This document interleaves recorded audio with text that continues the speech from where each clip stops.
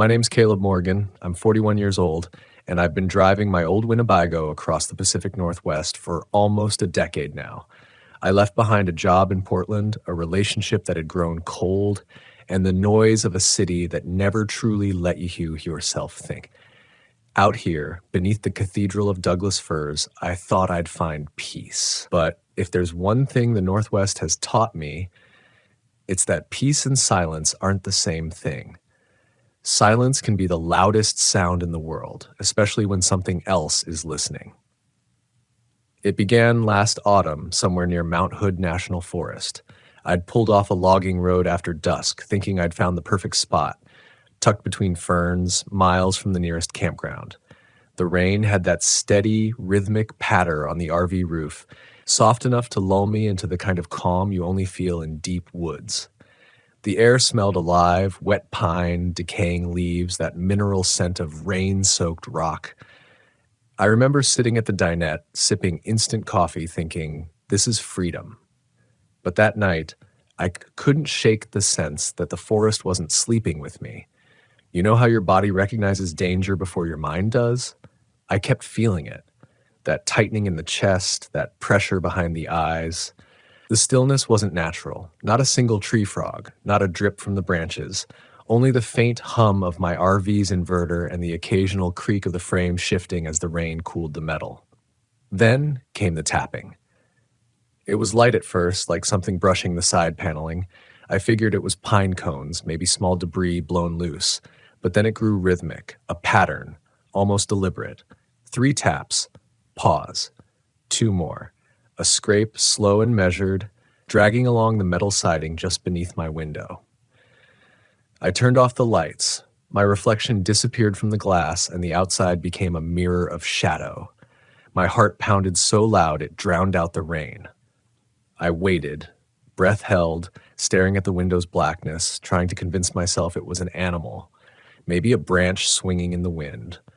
But when I stepped out into the drizzle with my flashlight, there was no wind. The forest stood utterly still. And there were handprints. Small, smeared, muddy handprints just under the window, too small for an adult, too human to mistake for raccoon tracks. I followed them a few steps toward the tree line, but they stopped abruptly, as if the person, or whatever it was, had simply vanished into the rain. That night, I didn't sleep. Every few minutes, I swore I heard faint laughter, high-pitched, breathy, like a child's voice echoing from the forest. But there are no children out there, not that deep in. By morning, I'd convinced myself it was a trick of exhaustion, my mind playing with sound and fear the way isolation sometimes does. I drove toward the Columbia River Gorge, trying to shake the unease. But the feeling didn't leave. It clung to me, like mist in the rearview mirror. Over the next weeks, I kept hearing stories from other travelers, RVers, van lifers, solo campers. Strange accounts whispered in diners and rest stops, shadows that followed headlights along Highway 26, a figure seen walking the forest line at dawn, the sound of tapping on metal walls in the dead of night. One couple said they woke to find muddy footprints circling their camper, leading to nowhere. I wanted to believe it was folklore, the kind of stories campfire culture creates to keep itself entertained. But the deeper I went, from Hood to Rainier, from Olympic to the Hoe, the more I realized that every one of those stories shared a single detail. The tapping, always at night, always just beneath the window. By the time I reached the Olympic Peninsula, I wasn't just chasing solitude anymore. I was chasing answers. The rain followed me there, relentless, whispering, constant. The moss hung heavy off every branch, glowing green under the weak daylight. It's a strange kind of beauty, the kind that hides things. You can stare into those forests for hours and never see the same shape twice. The trees seem to move when you look away, shifting ever so slightly, like they're breathing. I parked near Lake Quinault, just off a forgotten road lined with fallen logs and broken reflectors. The air was thick with damp rot, the kind of smell that feels ancient, like the forest had been wet for centuries. I set up camp, made a small fire, and told myself I'd stay 2 nights. Just 2. That evening, as twilight drained the sky, the sound returned. Not on the RV this time, but in the trees. A clicking noise, irregular, echoing from different directions. I couldn't tell if it was woodpeckers or something else, but it wasn't random. It came in intervals, with pauses long enough to make me feel watched between each one. When I finally turned off the lantern and lay in bed, the forest pressed in. The rain on the roof turned to whispers, low and steady. I told myself it was water dripping through the leaves, but it began to form words. Not clear at first, just the rhythm of syllables. Then, unmistakably, my name. Caleb. I froze. My blood turned cold. The whisper came again, closer this time, like it was being spoken through the metal walls of the RV. Caleb. I sat up, flicked on the flashlight, and aimed it toward the window. For a fraction of a second, I saw a shape, small, pale, and wet, vanish behind the glass. My hands shook as I reached for the door handle, half ready to run, half to prove I wasn't losing my mind. The night air hit me hard, heavy with mist. My flashlight beam cut through the rain, slicing the darkness into trembling fragments. There was no one there, just the trees, swaying faintly under the weight of water. Then I noticed the ground. The mud outside my RV was pocked with footprints, dozens of them, small, bare, each one perfectly formed, leading in a circle around my rig, then out toward the tree line. And every few feet, one print seemed to sink deeper, as if whoever or whatever had made them grew heavier with each step. I backed up slowly, my light trembling in my grip. The forest seemed to hold its breath. Then, from deep within, I heard something that made my stomach drop, a sound I can still hear when I close my eyes. A child's voice singing, off-key, distant but moving closer. The melody was simple, like an old nursery rhyme.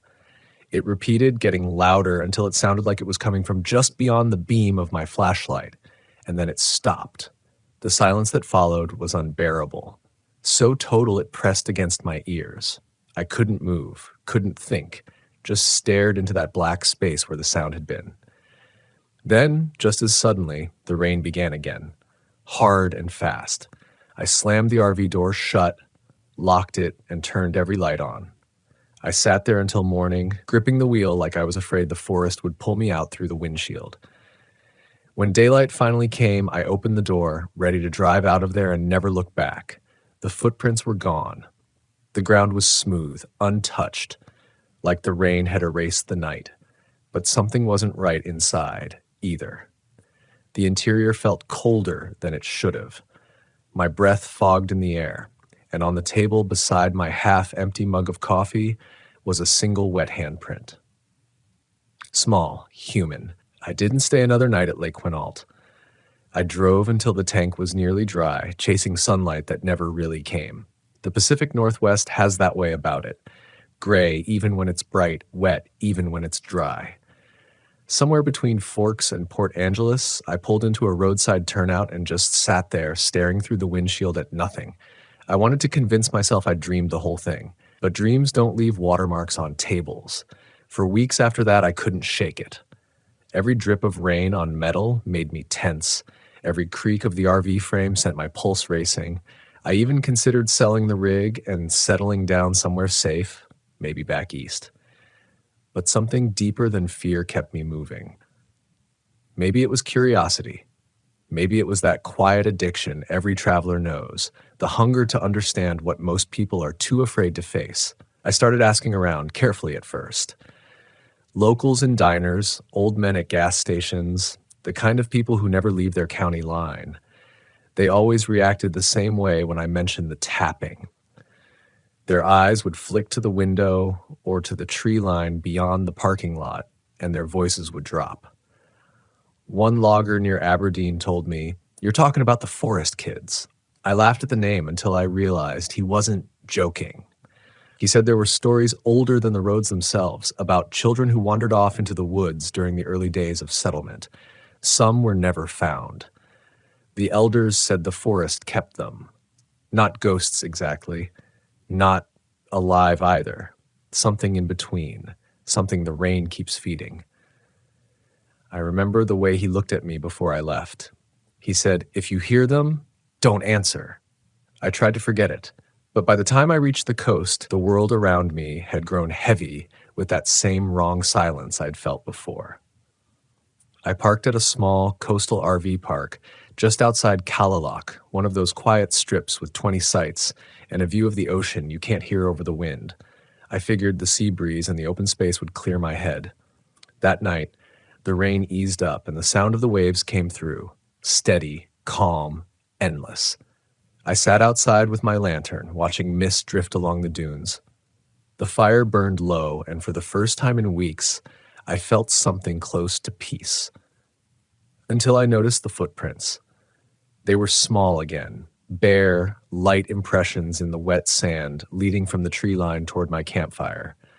I followed them with my flashlight, half thinking they belonged to a hiker. But they stopped a few feet short of the fire pit and turned away, back toward the dark forest. And then I saw it. Something crouched at the edge of the trees, just far enough that the beam of my light couldn't define its shape.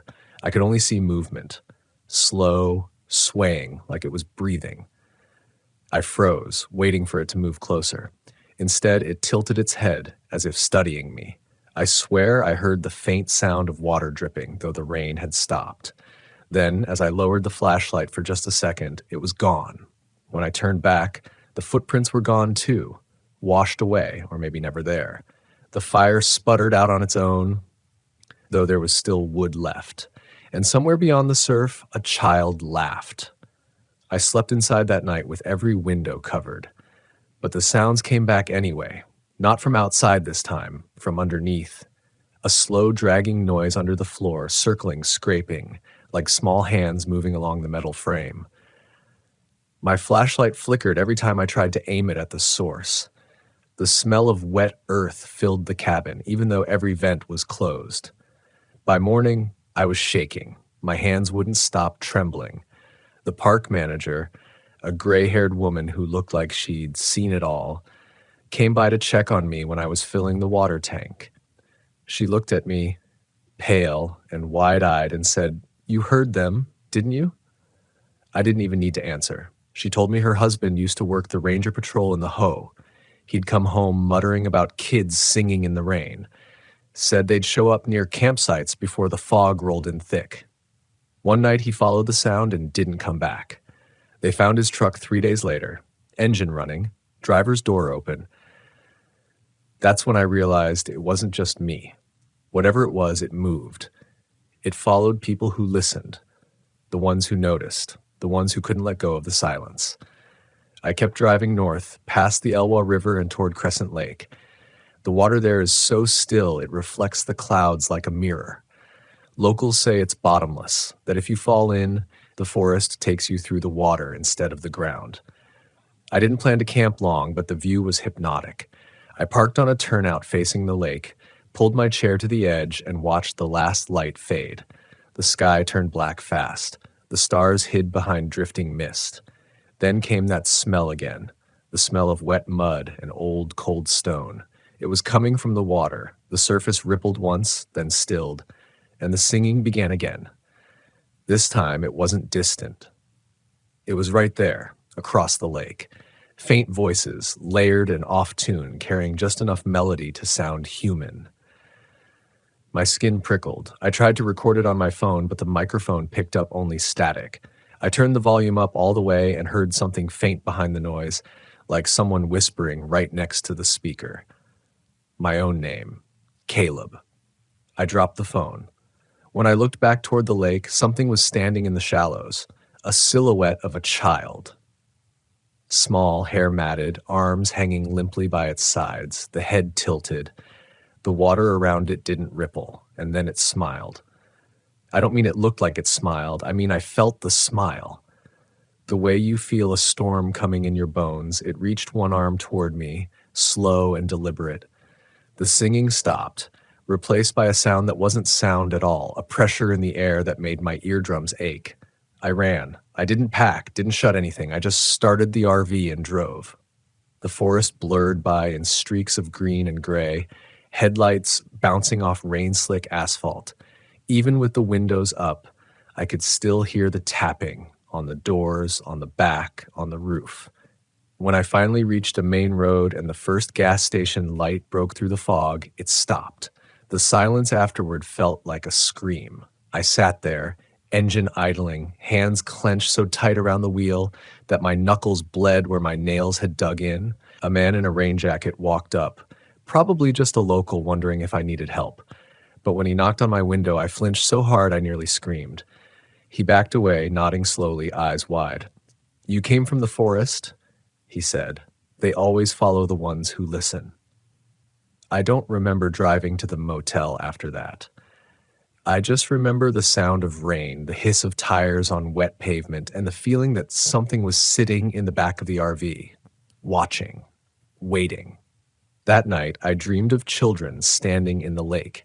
Their eyes were open, but the water kept pouring out of their mouths like they were drowning over and over again. And every time they looked up, I was standing on the shore watching, unable to move.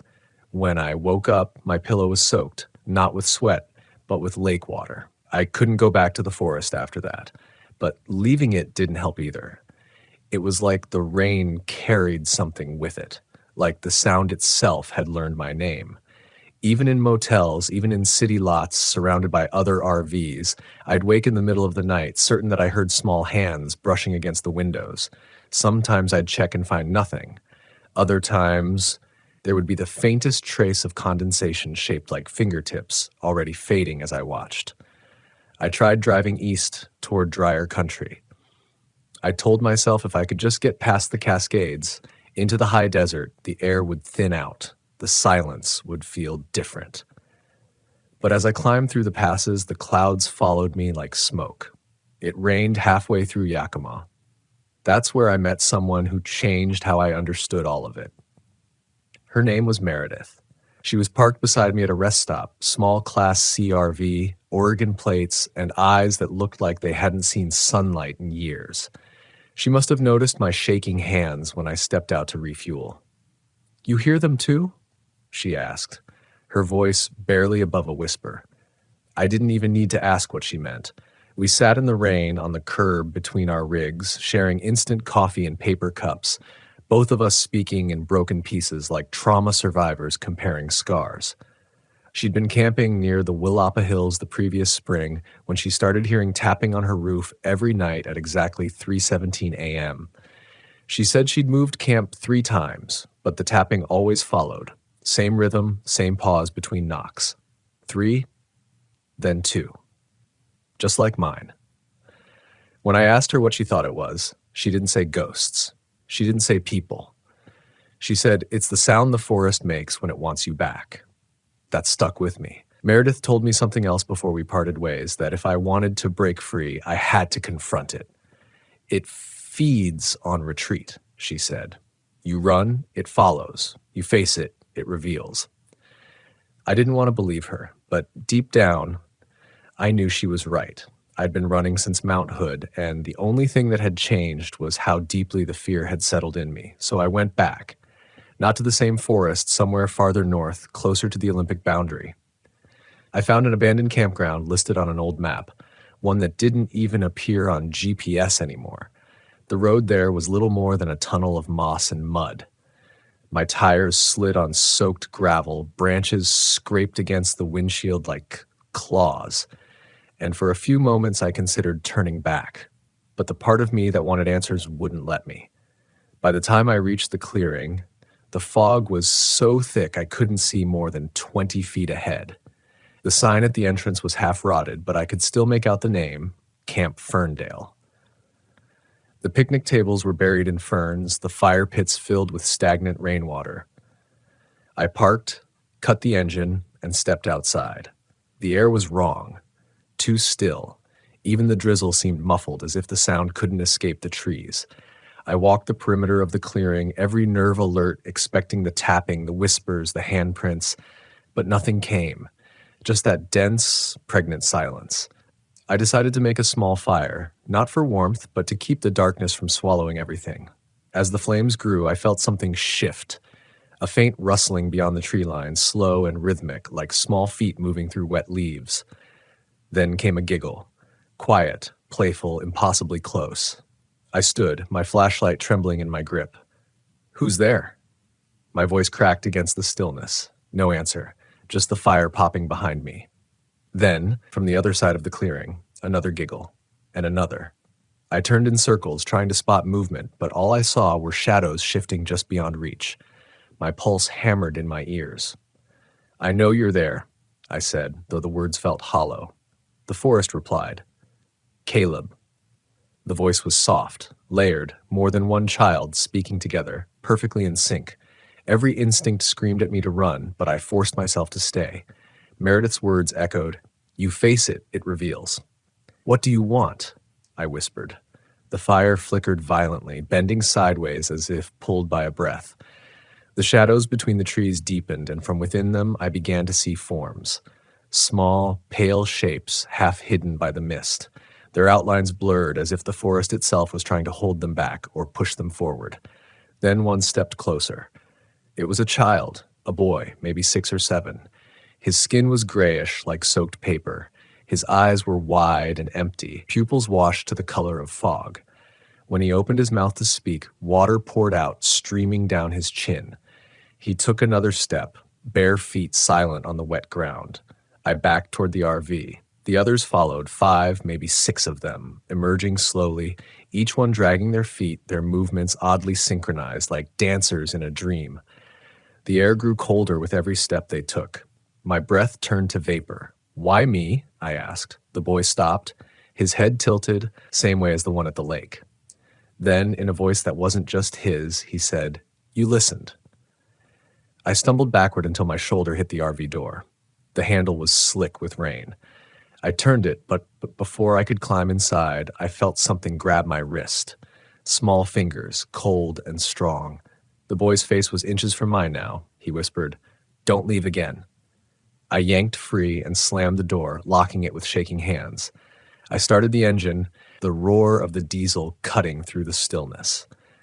As the headlights came on, they illuminated the children, standing in a line just beyond the firelight, their faces blank, their eyes reflecting white. I threw the rig into gear and sped down the forest road, mud spraying from the tires. The tapping started almost immediately, on the windows, the roof, the doors. Louder than before, desperate. I kept driving until I hit the highway, until the trees thinned and the sky opened wide and black above me. Only then did it stop. When I finally pulled over hours later, the sky was clearing. Dawn light crept over the mountains. I sat there in the driver's seat, drenched in sweat and rain, and for the first time I realized the fear wasn't just external. It had gotten inside me. The forest had taught me something I hadn't wanted to learn. You can escape a place, but not what it wakes up inside you. Now, every time it rains, I still hear it, the soft rhythm of tapping, faint but deliberate, like a reminder. Sometimes it's on the roof of the RV, sometimes it's just in my head. But I've learned not to run from it anymore. I let it be what it is, a warning, a story. Because out there in the mist and moss of the Pacific Northwest, not every sound is wind, and not every silence means safety. Sometimes the forest remembers the ones who listen, and sometimes it calls them back. The first time I heard the lake sing, I thought it was just the wind dragging its voice across the surface of the water. It was low and mournful, a deep vibration that seemed to pulse through the fog itself, like a choir buried under the waves.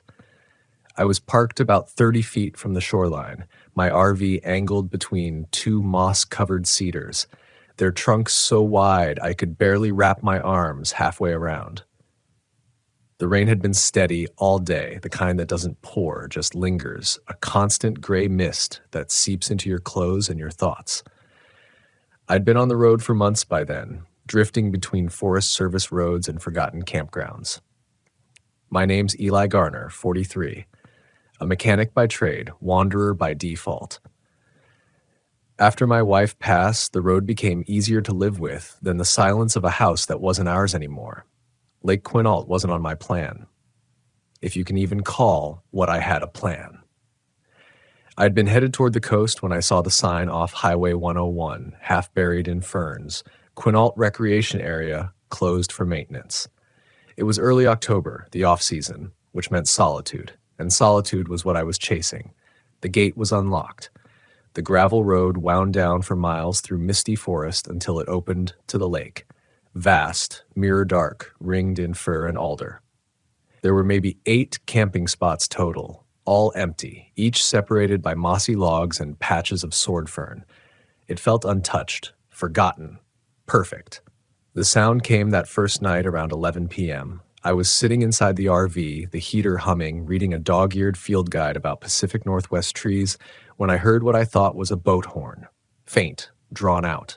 But it didn't stop. It grew, wavered, then multiplied, like layers of voices rising from somewhere far out in the water, a slow, mournful harmony that seemed to bend with the mist. It wasn't human, at least not entirely, but it wasn't just wind either. It had rhythm. It had breath. I stepped outside barefoot, the cold biting through the damp wooden steps, and stood at the edge of the lake. The fog was thick enough to blur the opposite shore into nothing. The sound was clearer now, a kind of humming that swelled, then faded, then swelled again.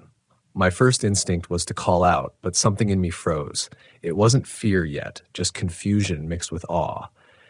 It was beautiful in a haunting way, like hearing a church choir through a wall of water.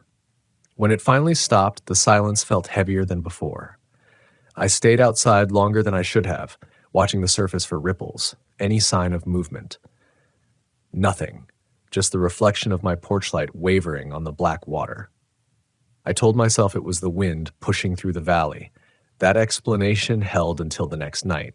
It started again at almost the same hour. Low, distant, but this time closer. I could feel it vibrating through the ground, through the soles of my boots, and underneath the sound there was something else. A faint tapping, rhythmic, like knuckles rapping against hollow wood. I scanned the shoreline with my flashlight, sweeping the beam across the stones and reeds. The tapping stopped. The singing continued. By the third night, I was losing sleep. I started recording the sounds on my phone, sitting up by the window, watching the fog roll over the lake. The recordings never picked up the full depth of it, just faint static, the low hum. But I swear when I played them back, I could hear whispers buried in the static. Words, almost. Half syllables that made no sense but felt intentional, like something trying to speak through the distortion. On the 4th day, a local ranger showed up. He was older, thin, with a gray beard and a faded green jacket. His name patch read J. Halloran. He pulled up in a muddy pickup and knocked on my RV door. "Didn't think anyone come down here this time of year," he said, squinting through the drizzle. "Gate was open," I replied. "Didn't see any no camping signs," he shrugged. "Not my problem if you're quiet. Just stay close to your site after dark, all right?" There was a pause, the kind that carries a warning without words. I asked him if anyone else was camping nearby. He said no. When I mentioned the noises, he gave me this long look, like I'd said something he'd been expecting but didn't want to hear. "You heard 'em too, huh?" he finally muttered. "They start around October.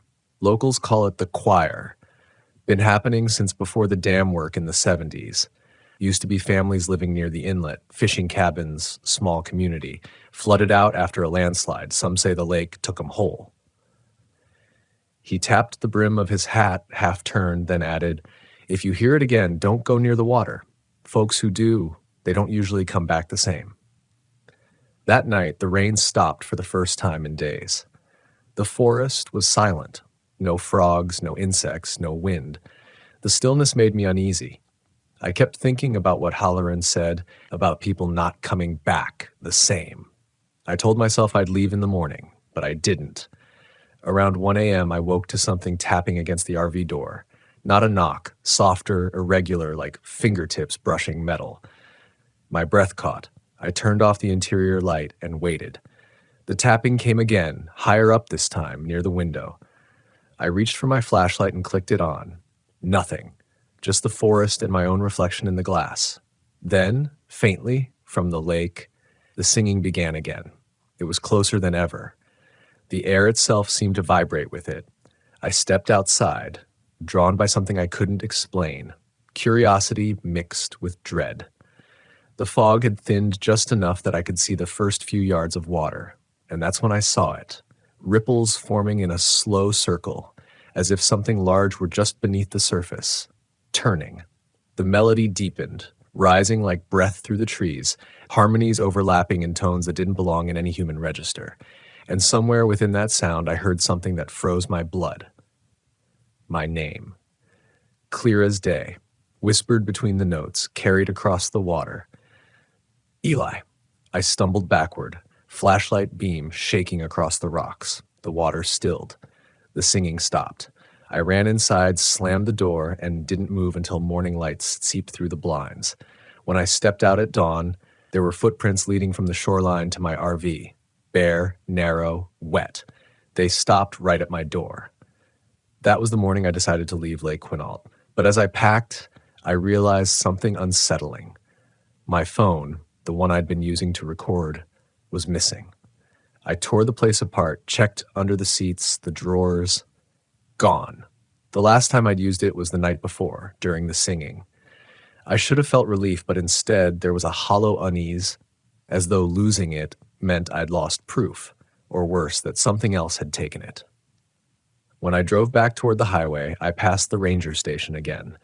Halloran's truck was parked outside, but the place looked abandoned. I knocked, called out. No answer.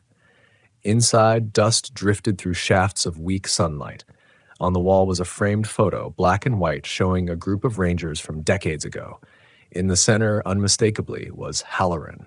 Only the caption said, Memorial Dedication 1978. My stomach dropped as I stared at that photograph. The man I'd spoken to, the one who'd warned me not to go near the water, was standing in that picture, smiling faintly, his beard a bit darker, his posture straighter. But the plaque beneath it was clear. In memory of Ranger John Halloran, lost in the landslide of 77. I must have stood there for 10 minutes, trying to reason it out. Maybe it was a coincidence, another ranger with the same name. Maybe he'd been a relative, but deep down I already knew the truth. The way he'd looked at me, that weight behind his words, it hadn't felt like a man talking about a story. It felt like a warning from someone who'd already lived its ending. The rain started again as I drove out. It came down in curtains, thick enough to make the world blur. My headlights barely reached beyond the hood, and every few seconds I caught glimpses of the lake through breaks in the trees. A glint of gray water, a suggestion of motion beneath it. I didn't breathe easy until I saw the sign for Highway 101 again. By the time I reached the small town of Amanda Park, I was shaking. Not from cold, but from something else, something that hadn't quite let go of me. I parked outside a diner, walked in, dripping wet, and ordered coffee just to have something warm to hold. The waitress, an older woman with silver hair and a smoker's rasp, gave me a long look. "Been camping up the lake, huh?" she asked. I nodded. "How'd you know?" "You got that look," she said. "People come through here sometimes, folks who went out there for peace and came back looking like they'd seen the bottom of the world." I tried to laugh it off, but my voice cracked. I asked if she'd ever heard the sound, the singing. Her face changed. She didn't answer right away. Then she said quietly, "That lake keeps its dead close, bae. Some say it sings to remind us they're still there." That night I didn't sleep. I kept replaying everything. The footprints, the name whispered across the water, the way the air seemed to vibrate with that impossible harmony. I told myself I'd move on, drive east, maybe find a job in a repair shop again. But the sound wouldn't leave my head. Even in silence, I could still hear the echoes, that low, layered hum, that impossible beauty. It wasn't just a sound anymore. It had attached itself to me. A few days later, I got an email notification from my cloud storage. One new file uploaded from my phone, the one I'd lost. The location tag said Lake Quinault. My hands trembled as I opened it. It was an audio file, 15 minutes long. At first, there was just static. Then the sound faded in, the same deep, rhythmic tones I'd heard at night. But this time it was louder, clearer, and beneath it voices. Dozens of them. Men, women, children. Humming in perfect, haunting harmony. Then one voice rose above the rest. My wife's. "Eli," she whispered. I dropped the phone. My chest felt like it had caved in. I hadn't heard her voice in years, not even in dreams.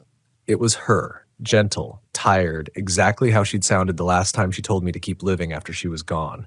But now it was layered with something else, something cold, as if the water itself was speaking through her. I listened to the whole recording 3 times. Each time I heard more, fragments of words beneath the music, whispers about joining and returning. And at the very end, just before the file cut off, I heard a single splash. The next morning I drove back. I told myself I just needed closure, that I'd stand by the lake, maybe throw a rock in and leave it behind for good. But part of me knew that wasn't true. Something was calling me, not out of curiosity, but recognition. When I reached the turn-off road, the gate was chained shut. I could have stopped there. I should have. But I parked by the ditch, cut the engine, and walked the rest of the way in. The forest was silent again, the kind of silence that hums in your ears. The closer I got to the water, the heavier the air felt. The lake was calm, impossibly still like glass. The fog hovered just above its surface, and for a moment I thought I saw shapes moving beneath it, faint outlines of figures drifting. I stepped closer, boots sinking into the soft mud, and then I heard it again, the choir rising slowly from the deep. It was beautiful, terrifying. Every note carried warmth and grief all at once, like a memory turned inside out. My eyes blurred with tears. I thought I saw faces in the ripples, her face, smiling faintly, mouthing words I couldn't hear. My breath hitched. I stepped forward again until the water touched my toes. Eli, the voice whispered. This time, it wasn't from the lake. It was behind me. I spun around. Nothing. The trees swayed in the mist, their trunks glistening with rain. Then another whisper, closer. You came back. I staggered backward, my foot slipping on the slick mud. When I looked down, I saw handprints in the wet ground, small, pale, like they just pressed up from underneath. Water was seeping through them, dark and cold. Something was rising from the lake. At first it looked like mist taking form, a column of fog that twisted and thickened, shaping itself into outlines of faces, shoulders, bodies. Dozens of them, moving together, their mouths open as the choir swelled. Their eyes were closed, but I could feel them seeing me. I ran. Branches tore at my jacket, mud sucked at my boots, but I didn't stop until I saw the glint of my RV through the trees. I jumped inside, slammed the door, started the engine. The tires spun on the wet ground before catching. I didn't look in the mirrors. I didn't look back at all. The singing followed me for miles, faint, then fading, then gone. I drove until dawn, until I crossed the Washington border, until the light broke through the clouds. But even now, weeks later, I still hear it sometimes, in the static of the radio, in the hum of the tires against the road, a low, mournful harmony, the choir of Lake Quinault. And sometimes when the night is quiet enough, I hear her voice within it, calling from the deep, asking me to come home. I didn't go home after that, not in the way people mean it. The road became my home again. Long stretches of asphalt framed by forest, mist curling through the treetops, campgrounds half forgotten by time. I couldn't stay anywhere for long. Every place I stopped, I found water nearby. A river, a pond, sometimes just the rain pooling in ditches. And every time I felt that same quiet pull, a hum at the edge of hearing, like the lake wasn't finished with me. I started recording again, not to prove anything this time, but to keep myself anchored. Each night before I slept, I'd press record and talk about the road, about the people I met, about her. I told myself that if I filled the silence with my own voice, the other one couldn't slip through. But silence has a way of waiting you out. In Oregon, near Crater Lake, I woke one night to the sound of water dripping inside the RV. I got up thinking maybe the roof was leaking. But the sound wasn't random. It was rhythmic, steady, like drops falling in time. When I checked, there was no leak, no moisture, just that faint, measured sound, as if someone were drumming on the roof from the outside.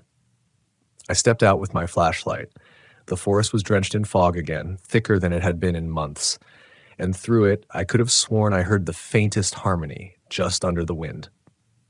I told myself I was imagining it, that I was chasing echoes of something long gone. But deep down, I knew better. A few days later, I got another file in my cloud storage. This time, it wasn't from my phone. It was from a location marked as unknown. The file name was simple: return. I hesitated, thumb hovering over the screen, every part of me screaming not to open it. But I did. The first few seconds were quiet, just the sound of water lapping against something hollow. Then came the melody, softer this time, like a lullaby. Beneath it, I heard breathing. And then a voice, not hers, not mine, but another man's. Older, calm. You shouldn't have listened, it said. They know your name now. Static swallowed the rest. That was 3 months ago. Since then, I've stopped getting new files, but the feeling hasn't left. Sometimes I catch myself humming without realizing it, the same strange notes that drifted across Lake Quinault that first night. I'll be driving or cooking or just sitting by a fire, and the melody slips out, uninvited. Every time it feels less like I'm remembering and more like I'm participating, like the choir isn't out there anymore. It's in me. I've started to understand what the ranger, or whatever he was, meant when he said people don't come back the same. I think that lake keeps a piece of anyone who hears it. Not their body, maybe, but their sound, their frequency, their rhythm. The more you listen, the more it learns you. And once it knows your name, you belong to it, even from miles away. Sometimes when the night is quiet and I park by a still river or a lonely mountain lake, I'll sit outside and wait for it. I tell myself I'm doing it to confront the fear, to take control again. But if I'm honest, I think part of me wants to hear it, to feel that connection again. Because as terrifying as it was, there was also something comforting about it. That chorus of lost voices, it didn't sound angry. It sounded lonely, like the water itself was mourning, and I was the only one still listening. Last week, I went back through all my recordings. I'd forgotten about one, the very first one I made at Quinault. When I played it, I noticed something I hadn't before. Faintly, beneath the main sound, you can hear a man's voice. Just one line, barely audible through the static. It's not the dead who sing, Eli. It's the ones who can't let go. I don't know what that means, not completely, but I think I'm starting to. Maybe the choir isn't made up of the people who died there. Maybe it's made of people like me, those who linger, who can't move on, who let the past echo louder than the present. Maybe the lake doesn't take you by force.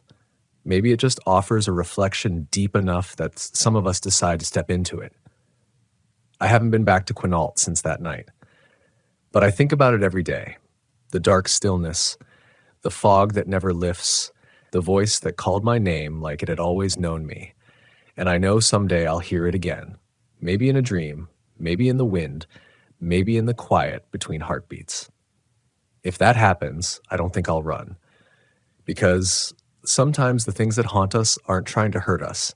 They're trying to remind us that we're still alive, that there's still sound inside the silence, still meaning in the dark. And maybe that's all the choir ever was. A reminder, a song from the deep, asking us to listen before the quiet swallows us whole. When I camp now, I keep the radio tuned low, static humming in the background. It's not for comfort anymore. It's so that if the lake ever calls again, I'll be ready. Not to join it, but to answer. To tell it that I'm still here, still listening, still holding on to the echo of her voice carried in that water. And maybe that's enough. To live with the sound, instead of fearing it. To hear the choir not as a curse, but as proof that love, loss, and longing all share the same frequency. One that never truly fades, just drifts deeper, waiting to be heard again. Because some songs never stop, they just wait for silence. And I've learned that silence never lasts forever. I used to think Oregon's forests were the most peaceful places on Earth. The way the fog draped itself between cedar trunks in the early morning, how the light sifted through the canopy like dust in a cathedral. It made me feel small, safe, even reborn in some strange way. My name's Lucas Everett. I'm 42 years old, and I've been camping in my Volkswagen for over a decade. I travel alone most of the time, documenting lesser-known campgrounds for my channel, little pull-offs and unmarked clearings that most travelers drive past without a second thought. But last fall, I stumbled into something I wish I'd never filmed, something I still can't bring myself to upload. I was heading south from Astoria, tracing the coastline before cutting inland toward the old logging routes near Tillamook Forest. Locals had whispered about strange, unofficial campsites in that region, the kind that don't show up on state maps but always seem freshly cleared. Some RVers swore they were safe, others said people disappeared there, that rangers never talked about it. I figured it was just campfire talk, the usual folklore that floats between travelers who've spent too many nights in the dark. But there was one name that kept coming up. A man at a gas station near Vernonia told me about it while cleaning my windshield without asking. "You're looking for campgrounds, right?" he said, his voice too casual. "Don't go near Whispering Pines. That's where they still hear the generator." I laughed, assuming he was pulling my leg. "Still hear it? What do you mean?" He just stared for a moment. "It's been shut off for 30 years. The name stuck in my mind, Whispering Pines. I searched for it that night on my phone and found nothing. No coordinates, no mentions on hiking forums. Just a few scattered posts, years apart, all describing the same thing. A clearing deep in the forest where the sound of a running generator echoes, even though there's no power line for miles. Some claim to have found old RV shells out there, stripped bare, melted like wax from the inside. I should have ignored it. But curiosity, that arrogant little ember, kept me driving. The trailhead was nearly invisible, overgrown with salal and sword ferns. I parked the Volkswagen along the roadside and walked a quarter mile before realizing the ground beneath me wasn't soil. It was compacted ash, like the remnants of an old burn. The air had that sour tang of wet metal, like a rusted pipe after rain. When I reached the clearing, my heart sank. There were tire tracks, fresh ones, leading in circles around a patch of flattened earth. In the center stood a small wooden post with a metal hook, the kind you'd use to hang a lantern. I set up camp anyway. It wasn't unusual to find old fire rings or posts in forgotten camps. Oregon's full of relics from people who thought they'd discovered paradise before nature took it back. But as dusk fell, I noticed something strange about the silence. Forests are never truly quiet. There's always the rustle of wings, the rhythmic pulse of insects, the far-off croak of frogs, yet here everything was still. Even the wind seemed to hesitate before passing through the trees. That's when I heard it, a faint hum, steady, mechanical. At first I thought it was tinnitus, that high whine that sneaks up after years of loud engines. But then it deepened, like an engine idling far off through the fog. I stepped outside, barefoot, the ground cold against my skin. The noise was coming from somewhere east of camp, behind a curtain of Douglas firs. I followed it for maybe 30 yards before it stopped. Completely. The silence hit harder than the sound itself, like stepping off a moving train into a vacuum. I turned around, and for a split second, I thought I saw movement between the trees. Not human, not animal, but something shifting, almost shimmering, as if the air itself had rippled. I went back to my van, locked the doors, and told myself it was nothing. Maybe distant machinery, maybe my imagination. But when I checked my dash cam footage later that night, I froze. The audio had picked up something, a faint rhythmic pulse, 3 beats repeating, whir, pause, whir. And under it, barely audible, a whisper, a human voice, my name. Sleep didn't come easily after that. I lay there listening to the forest breathe, every creak and shift amplified. Around 2 a.m., I smelled something burning, faint, like hot plastic. I stepped outside again, flashlight trembling in my hand. There was no smoke, no fire, but the air shimmered faintly around the clearing, distorting the stars above me like heat rising off asphalt. Then I saw them, outlines in the fog, pale and unmoving, clustered where the ground dipped near the tree line. For a heartbeat, I thought they were stumps. Then one tilted its head. I ran back to the van, slammed the door, and turned the ignition. The headlights washed over the clearing, and I realized what I'd seen. 4 old RV shells, gutted and burned out, arranged in a loose circle, and something reflective inside one of them, like eyes catching light.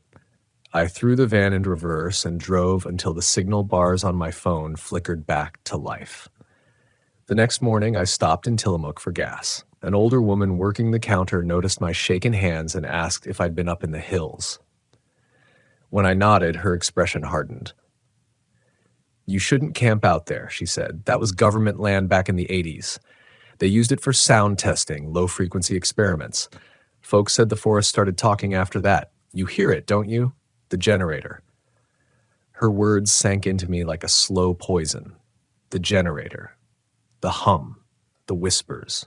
All of it tied to something I couldn't explain, something older than folklore but newer than memory. I told myself I'd never go back, but as days passed, the sound followed me, faintly at first, just before sleep, then louder. It came through the van's radio even when it was unplugged. 3 slow pulses. Whir, whir, pause, whir. And beneath it, always my name. I tried to move on. I really did. For weeks after leaving Whispering Pines, I kept the van near populated areas, KOAs, highway rest stops, even motel parking lots. But no matter where I parked, I could hear that faint hum at night. Sometimes it came through the walls of my sleep. It wasn't just sound anymore, it was pressure, the kind that presses behind your eyes and makes your teeth ache. I'd wake up sweating, certain the noise was inside the van, inside me. The logical part of my mind, what little still existed, tried to reason it out.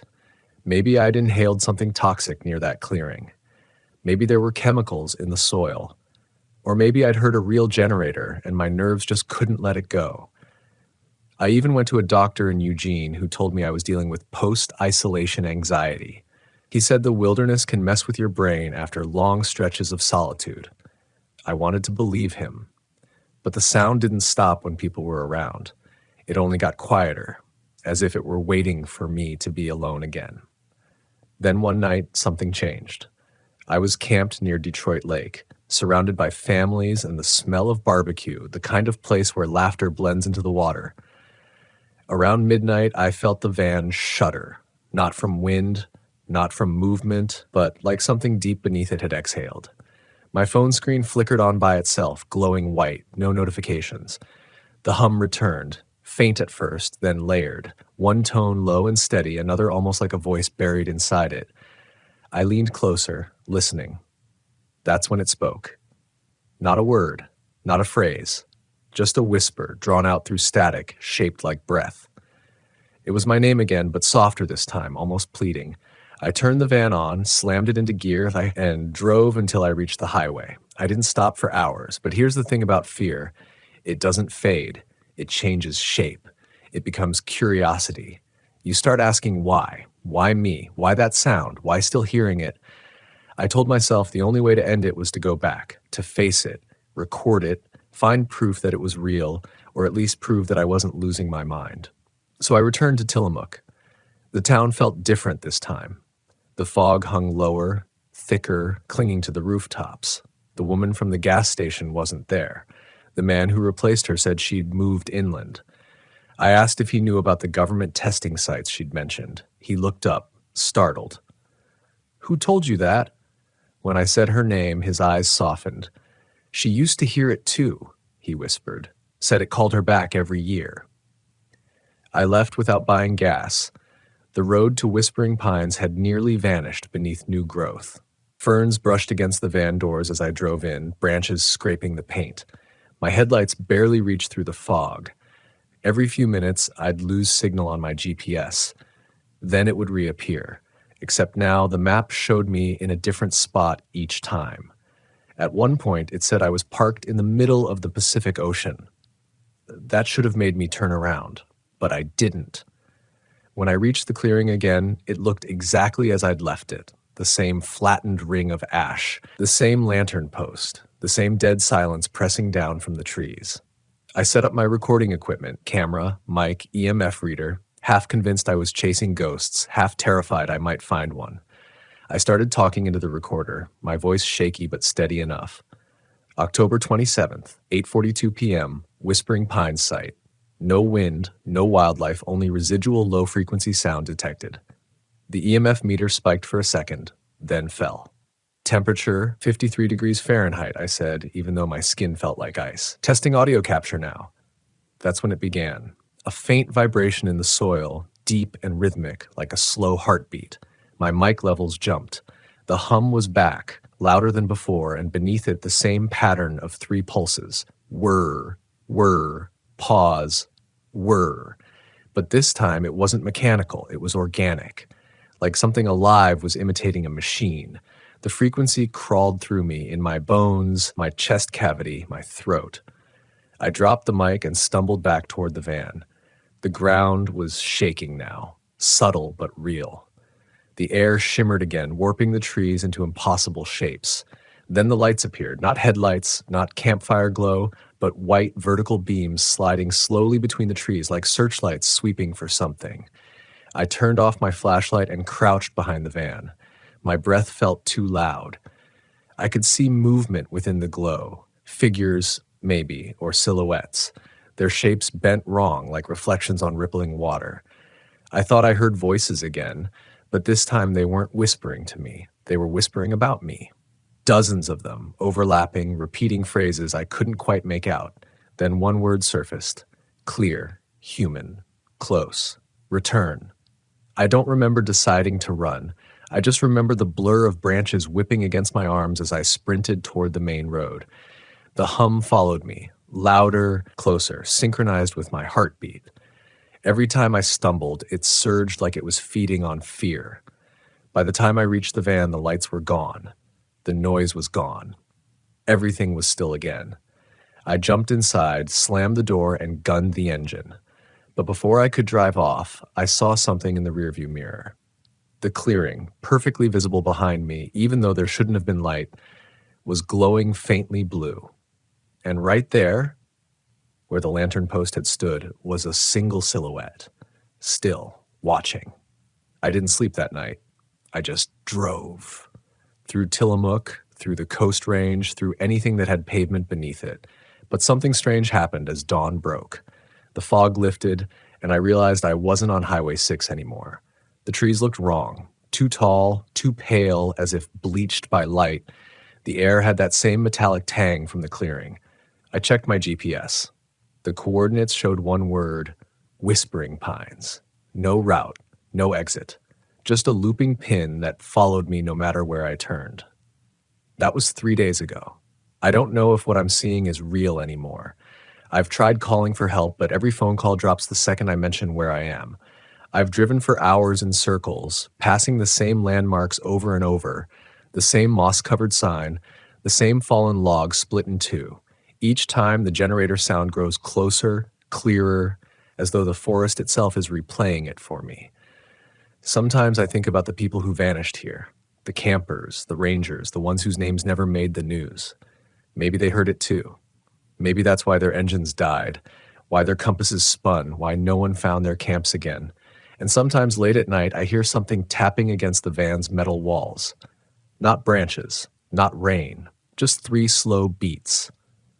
Whir, whir, pause. By the time I realized I wasn't escaping, I stopped trying. The highway looped in on itself like a drawn-out breath. I drive for miles, only to pass the same warped birch tree leaning over the shoulder, the same shattered mile marker etched with a faint 0. It wasn't the forest keeping me in. It was something beneath it, some hum deep in the earth that made the air tremble and my vision pulse. I parked the van in a small turnout and killed the engine. The silence that followed was wrong. Not true silence, but something waiting to start again. I stepped out and crouched beside the road. The asphalt was warm, faintly vibrating, as if a current ran through it. When I pressed my ear close, I could hear it, the same mechanical pulse I'd been chasing for days. It wasn't echoing from the woods anymore. It was coming from below. The thought made my skin crawl. I grabbed a small shovel from the van and started digging where the vibration was strongest, half expecting to hit rock, half afraid I'd find a cable. But what I found wasn't metal. It was bone. A smooth curve, long as my arm, buried shallowly beneath the dirt. Human, maybe. Animal, maybe not.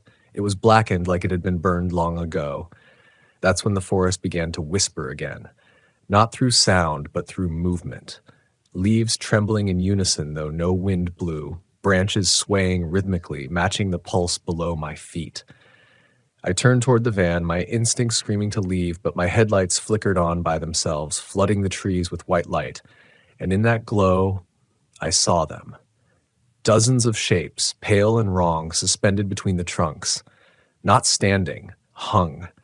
Their outlines shimmered as if they were burned into the air itself, like ghosts of photographs overexposed. Some looked human, others didn't.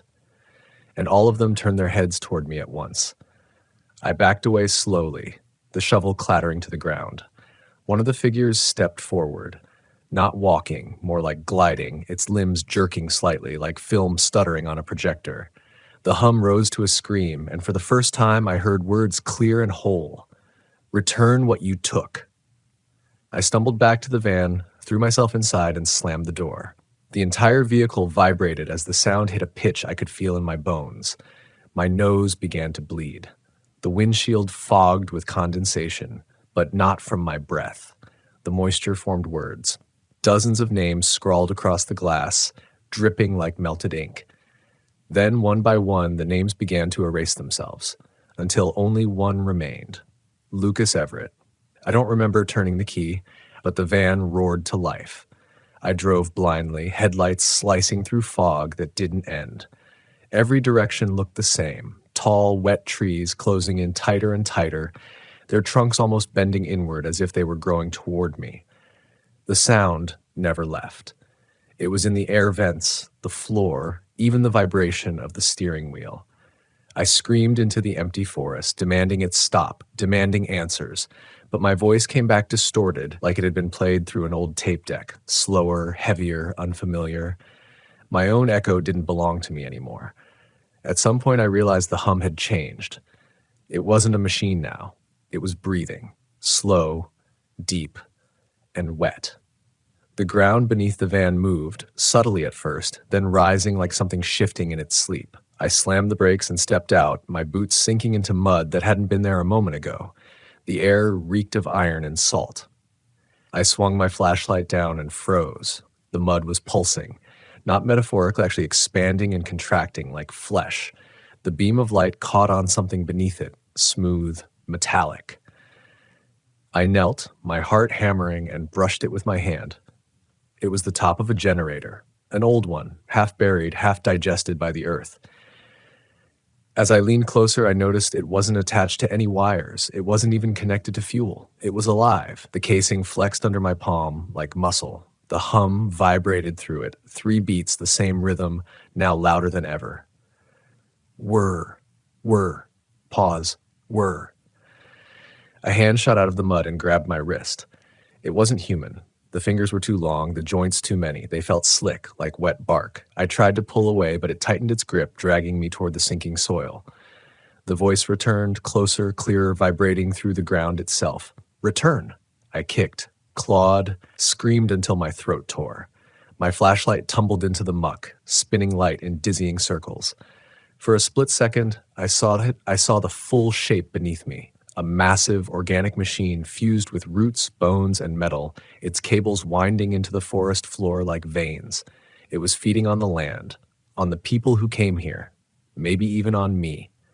Then everything went black. When I woke up, the world was silent again. My van was parked neatly in the middle of a paved lot. The sun was rising over Tillamook. My hands were clean, my clothes dry. The only proof that any of it had happened was the faint tremor still crawling through the soles of my feet and the whisper that lingered when I turned the engine on. The radio, though off, clicked once, then twice, and through the static, a voice that wasn't mine said, "Welcome back, Lucas." I should have left Oregon after that. Sold the van, deleted the footage, burned every note I'd taken. But the footage from that night, the one I thought I'd lost, reappeared on my hard drive 2 weeks later. The timestamp matched the exact hour I'd blacked out. It showed me standing in the clearing, speaking clearly to someone off camera, smiling.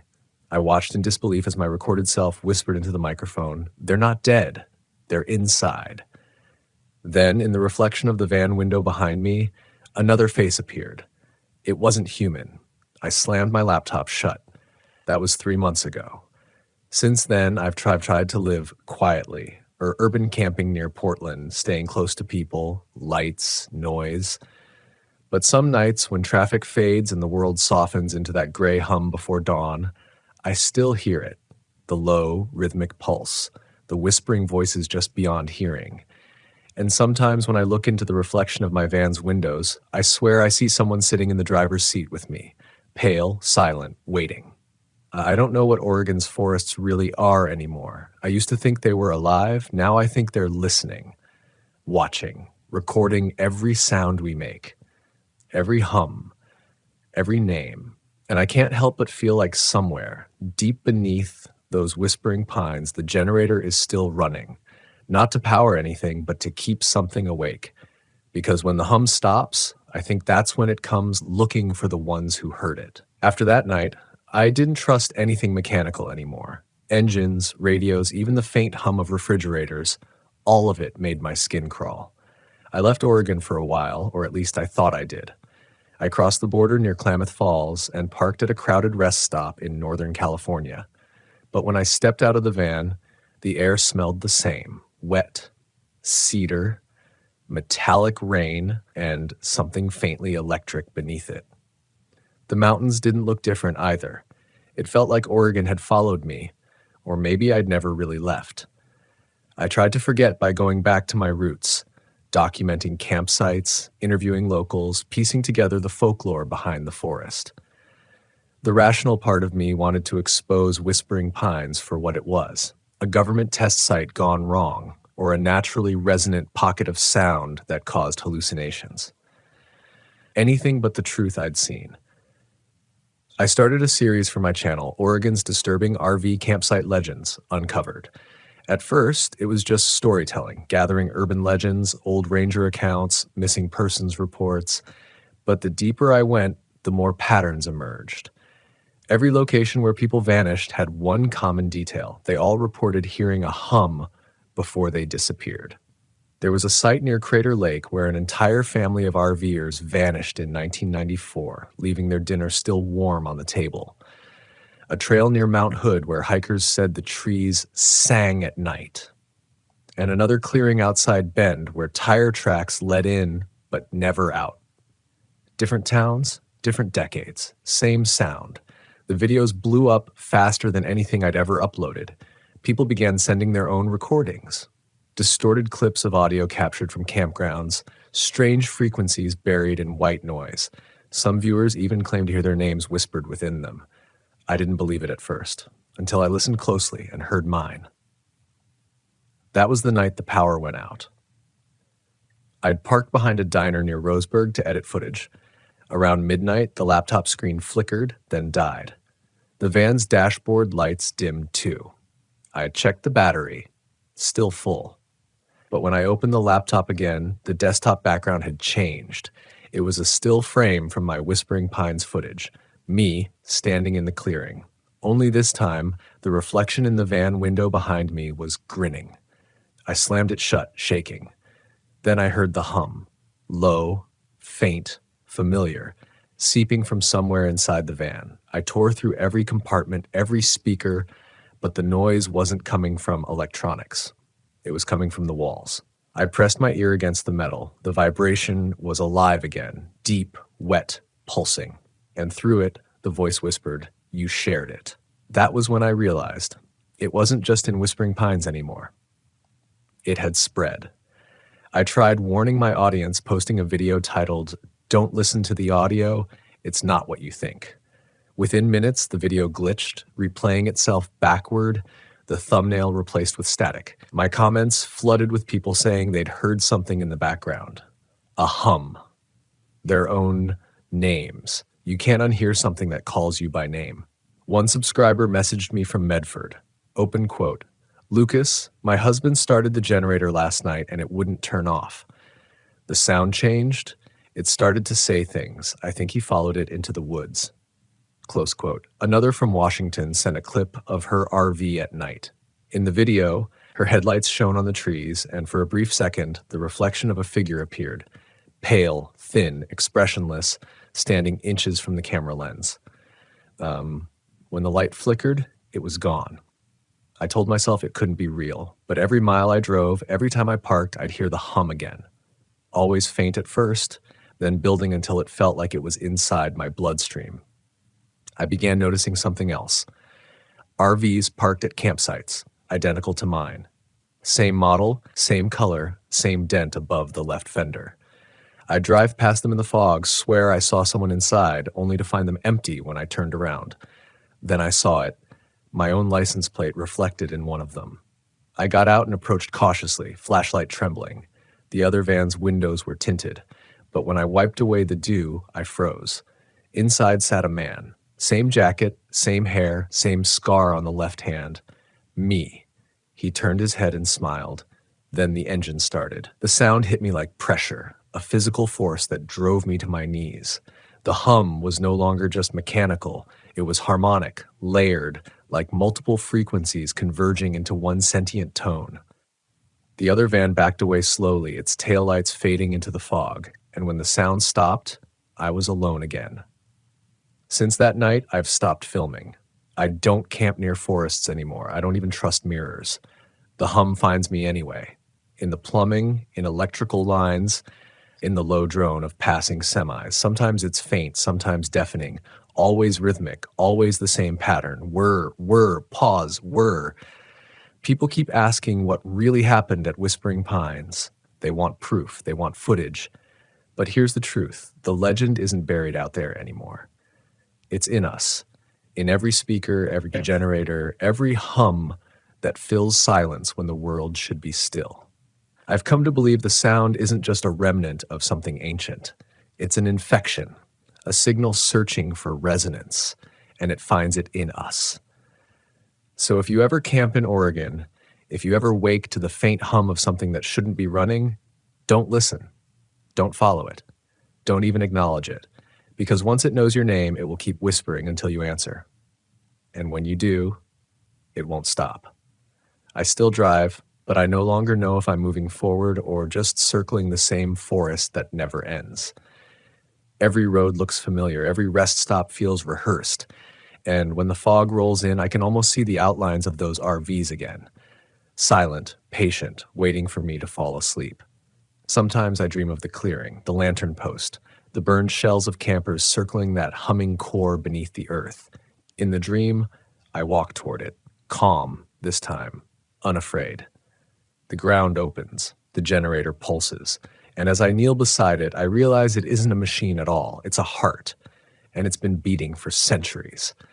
When I wake, the sound is already there, rumbling softly beneath the van's floor. My radio turns on by itself, playing nothing but static. The display flashes a message I can't ignore anymore. The same message etched on the windshield that first night. Welcome back, Lucas. I'd driven across 3 states in my old 1978 Volkswagen Westphalia, that mustard yellow relic that still smelled faintly of pine cleaner and gasoline, when I first saw the slopes of Mount Adams rise out of the haze. It was the kind of sight that made you slow down, almost involuntarily.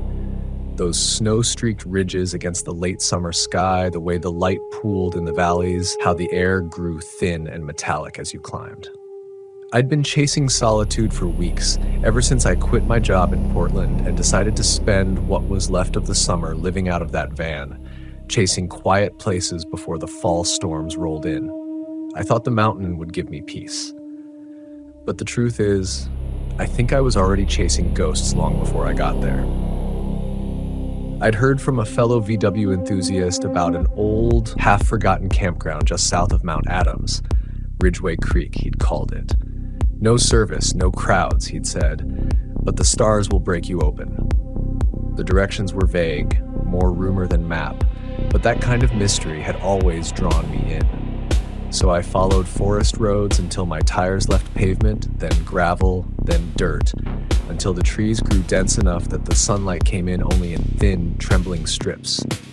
I pulled into Ridgway Creek just before dusk. It was quiet, not the soft, peaceful kind of quiet, but that heavy, suspended silence that makes you whisper without knowing why. The campsites were uneven patches of earth, marked by half-collapsed fire rings and moss-eaten picnic tables. I picked one near the creek, at least what used to be a creek. Now it was just a dry bed littered with blackened branches. I parked the VW facing the tree line, killed the engine, and just sat for a while. The ticking sound of the cooling metal was the only thing breaking the silence. It was strange. There were no birds, no crickets, no movement, except the slow drift of mist down from the mountain. I remember thinking it felt like the world had paused, like the forest was holding its breath. That night, I built a small fire and heated up a can of chili. The air smelled of wet ash and pine needles. I had a small radio, the old analog kind, and I turned the dial hoping to catch something. Maybe a weather report or a late-night talk show bouncing off the AM bands. But all I found was static. When I turned it off, I thought I heard something else instead. A faint echo, like a knock coming from the trees. It wasn't loud.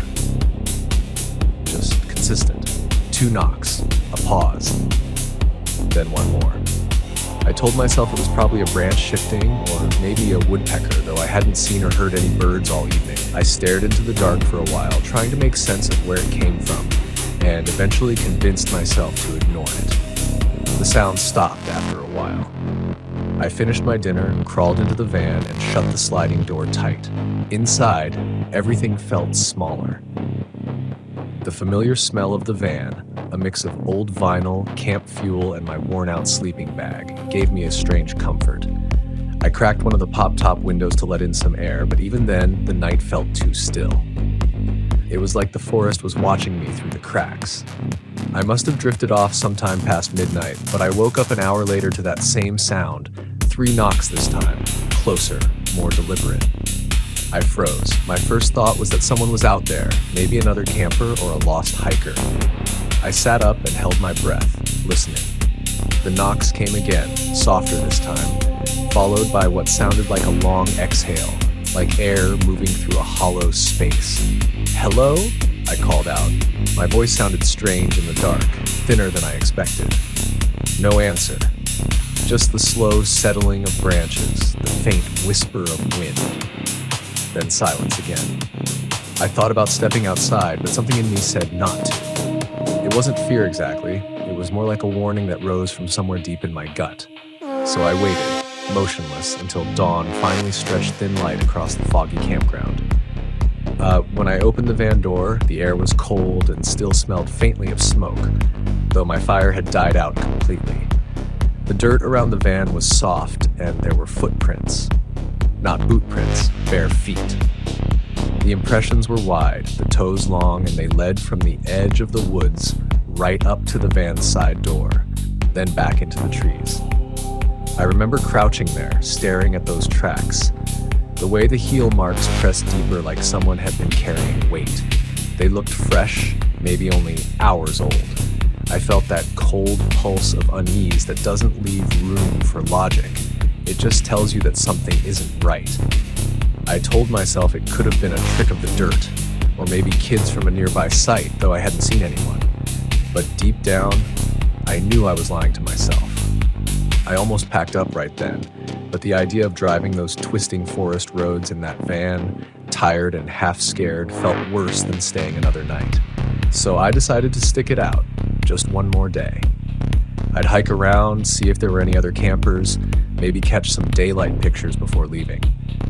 The trail behind Ridgeway Creek wound uphill through thick firs, and as I walked, I kept catching glimpses of things that didn't make sense. Old fire pits miles from any road, torn fabric hanging from branches, a shattered cooler half buried in dirt.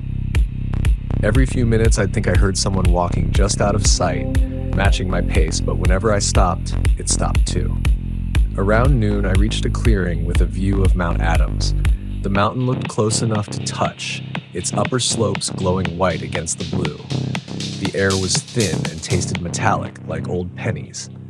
I sat on a rock to eat, and as I unwrapped my sandwich, I noticed something strange. The sound of the wind had changed. It wasn't coming from one direction anymore. It was circling. A low, hollow hum like someone blowing across the mouth of a bottle. Then I heard the knocking again, but this time it was coming from above me. I looked up, and for a moment I thought the sky was moving. Not the clouds, the actual sky. It shimmered just slightly, like heat rising off pavement. The hum grew louder, vibrating through the ground. My hands went numb. I tried to stand, but my legs felt heavy, like the air itself had weight. And then it stopped. Everything stopped. The forest went quiet again.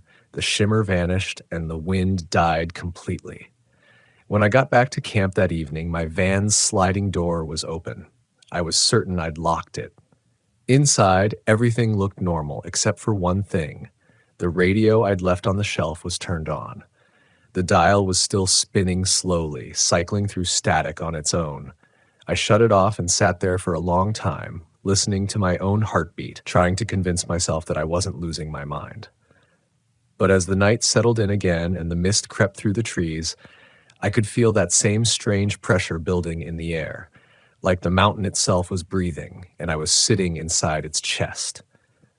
That's when I realized, whatever was happening here, it wasn't about being watched. It was about being remembered. I didn't sleep that night. I lay inside the van with my flashlight off, staring at the ceiling as the mist pressed against the windows like something alive. Every sound, every crack of bark, every distant drip of condensation felt intentional, like the forest was whispering just out of range. Around 2 a.m., I heard the knocks again. This time they didn't come from the trees, they came from under the van. 3 slow taps against the metal floor. I held my breath so long my vision blurred. The knocks came again, closer to where I was lying. Then silence.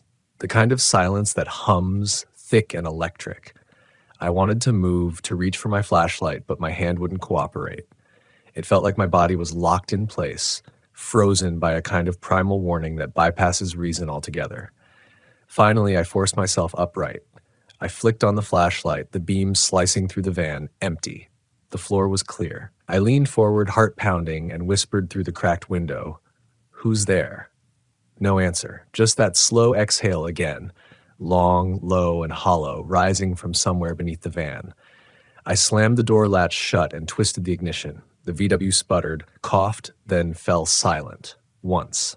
Twice. I pumped the gas, praying it would catch.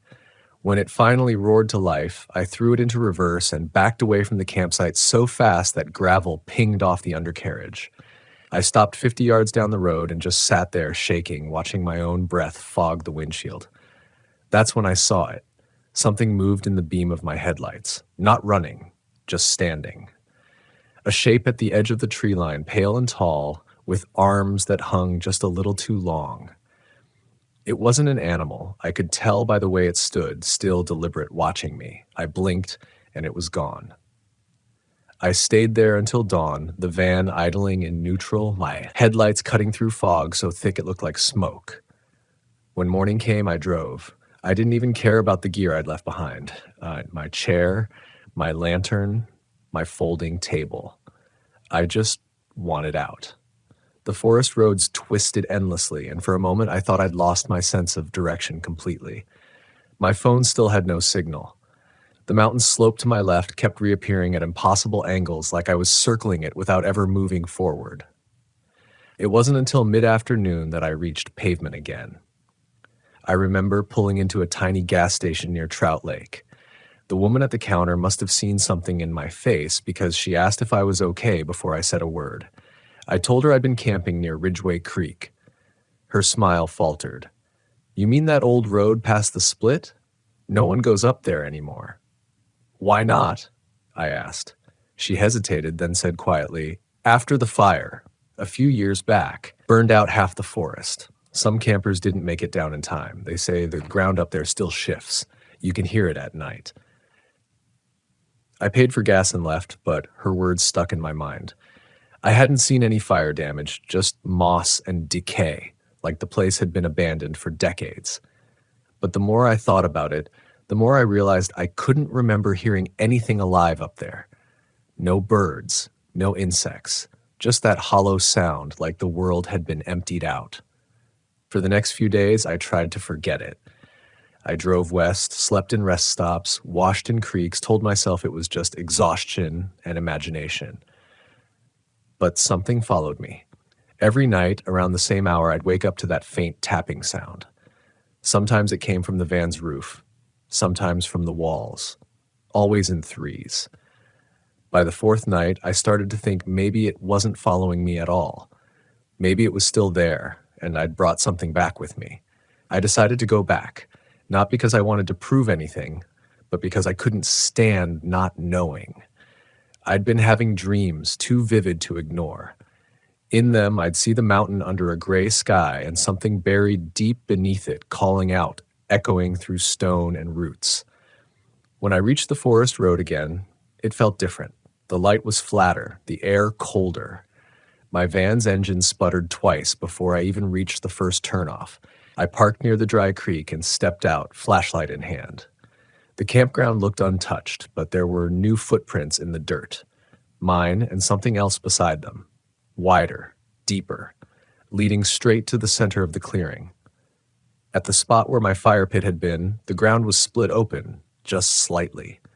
A narrow crack, maybe a few inches wide, running in a perfect circle like the earth had been peeled back. From it came a faint warmth and that same hollow hum. I crouched closer. The sound wasn't just air moving, it was rhythmic, like breathing. I whispered to myself, "It's the mountain," and even as I said it, I realized it wasn't the mountain I was afraid of. It was the emptiness beneath it. The hum grew louder. My flashlight flickered. I stepped back, but the ground trembled beneath my feet. And then, silence. The next sound was soft, almost human. A whisper, just above the crack. I couldn't make out the words, but the tone was pleading, like someone trapped under the earth, begging to be heard. I stood there frozen until my legs gave out. When I came to, the sun was setting. The crack was gone, covered by a thin layer of dust as if it had never been there. My van sat exactly where I'd left it, engine cold. I got inside, turned the key, and drove until the forest disappeared behind me. But here's the thing. Even now, weeks later, when I park somewhere quiet, at a rest stop, a gas station, even a friend's driveway, I can still hear it. That hollow hum, faint but steady, vibrating through the van's frame. It's not the engine. It's not the wind. It's coming from beneath me.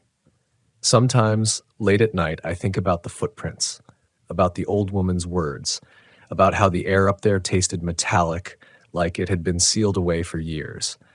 And I wonder if the mountain really burned, or if something inside it finally broke free.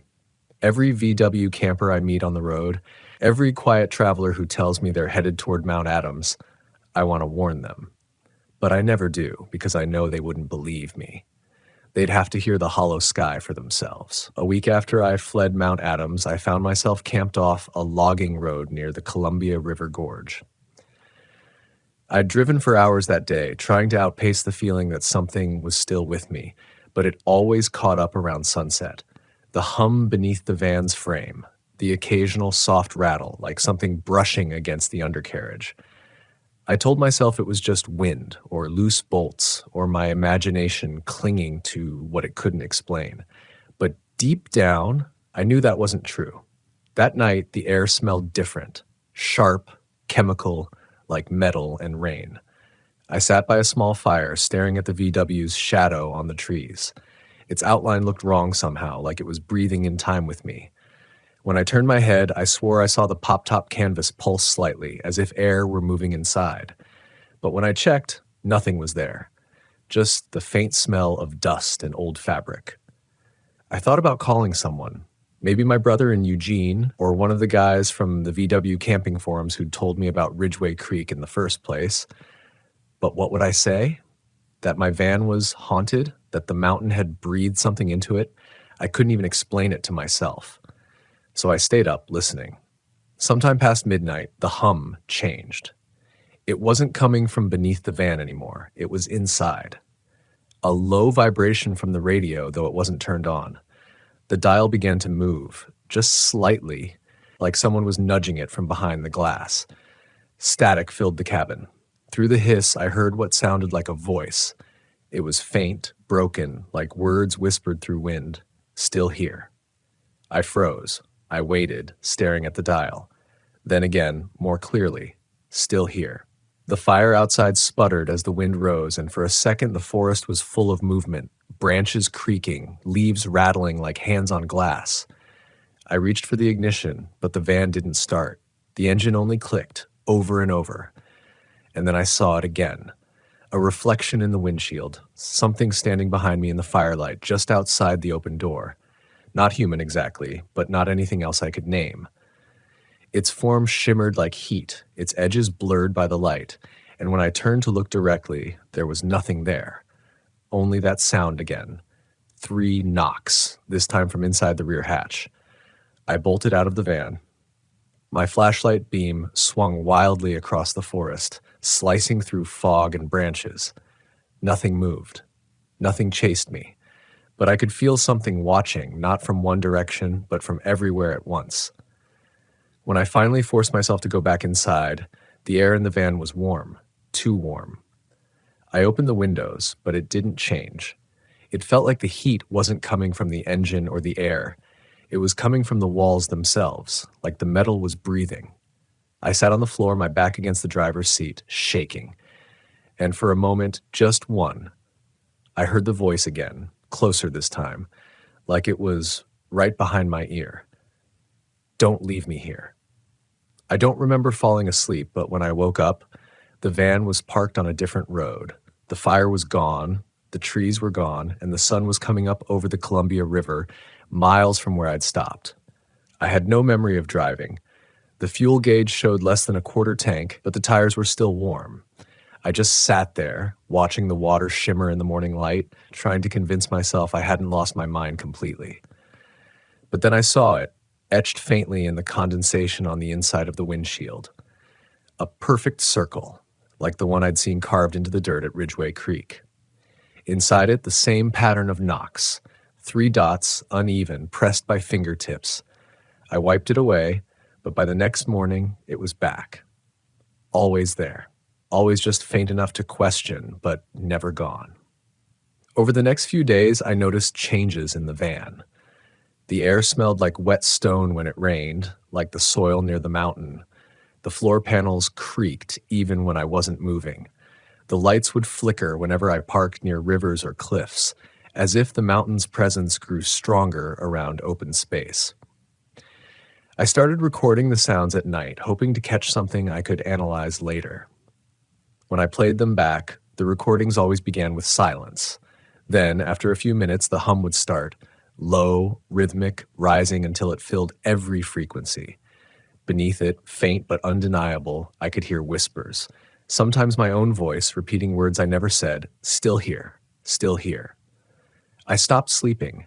Every time I closed my eyes, I'd dream of that clearing, the crack in the earth, the shimmer in the sky, the sense that something vast was trying to surface but couldn't. I'd wake up gasping, certain that the sound was coming not from the dream, but from inside the van, from inside me. By the end of that week, I'd made up my mind to sell the van. I couldn't stand being near it anymore. Every time I walked around it, I felt like someone was standing just behind me. When I listed it online, 3 buyers reached out within hours. One of them, a guy named Jeff from Spokane, drove down that same night to see it. He walked around the VW with the same reverence I'd once felt. He ran his hand along the chipped paint, peered into the pop top, smiled. "She's got a soul, doesn't she?" he said. I almost told him not to. But then the thought hit me. What if it wasn't the van that was haunted? What if it was me? So I handed him the keys. He paid in cash, loaded his gear inside, and drove off toward the east, headlights cutting through the mist. I watched until he disappeared around the bend, and for the first time in weeks, I felt empty. Not peaceful, not relieved, just empty. But that night, as I sat in a cheap motel room, I heard it again. 3 knocks, soft, deliberate, on the door. When I opened it, the hallway was empty. The next morning, I got an email. It was from Jeff's wife. She'd found my number in the van's glove box. Jeff hadn't come home. She said he'd called once from somewhere near Mount Adams. The line was full of static, but she swore she heard him say the same words that had haunted me. Still here. She asked if I knew what that meant. I never replied. I couldn't.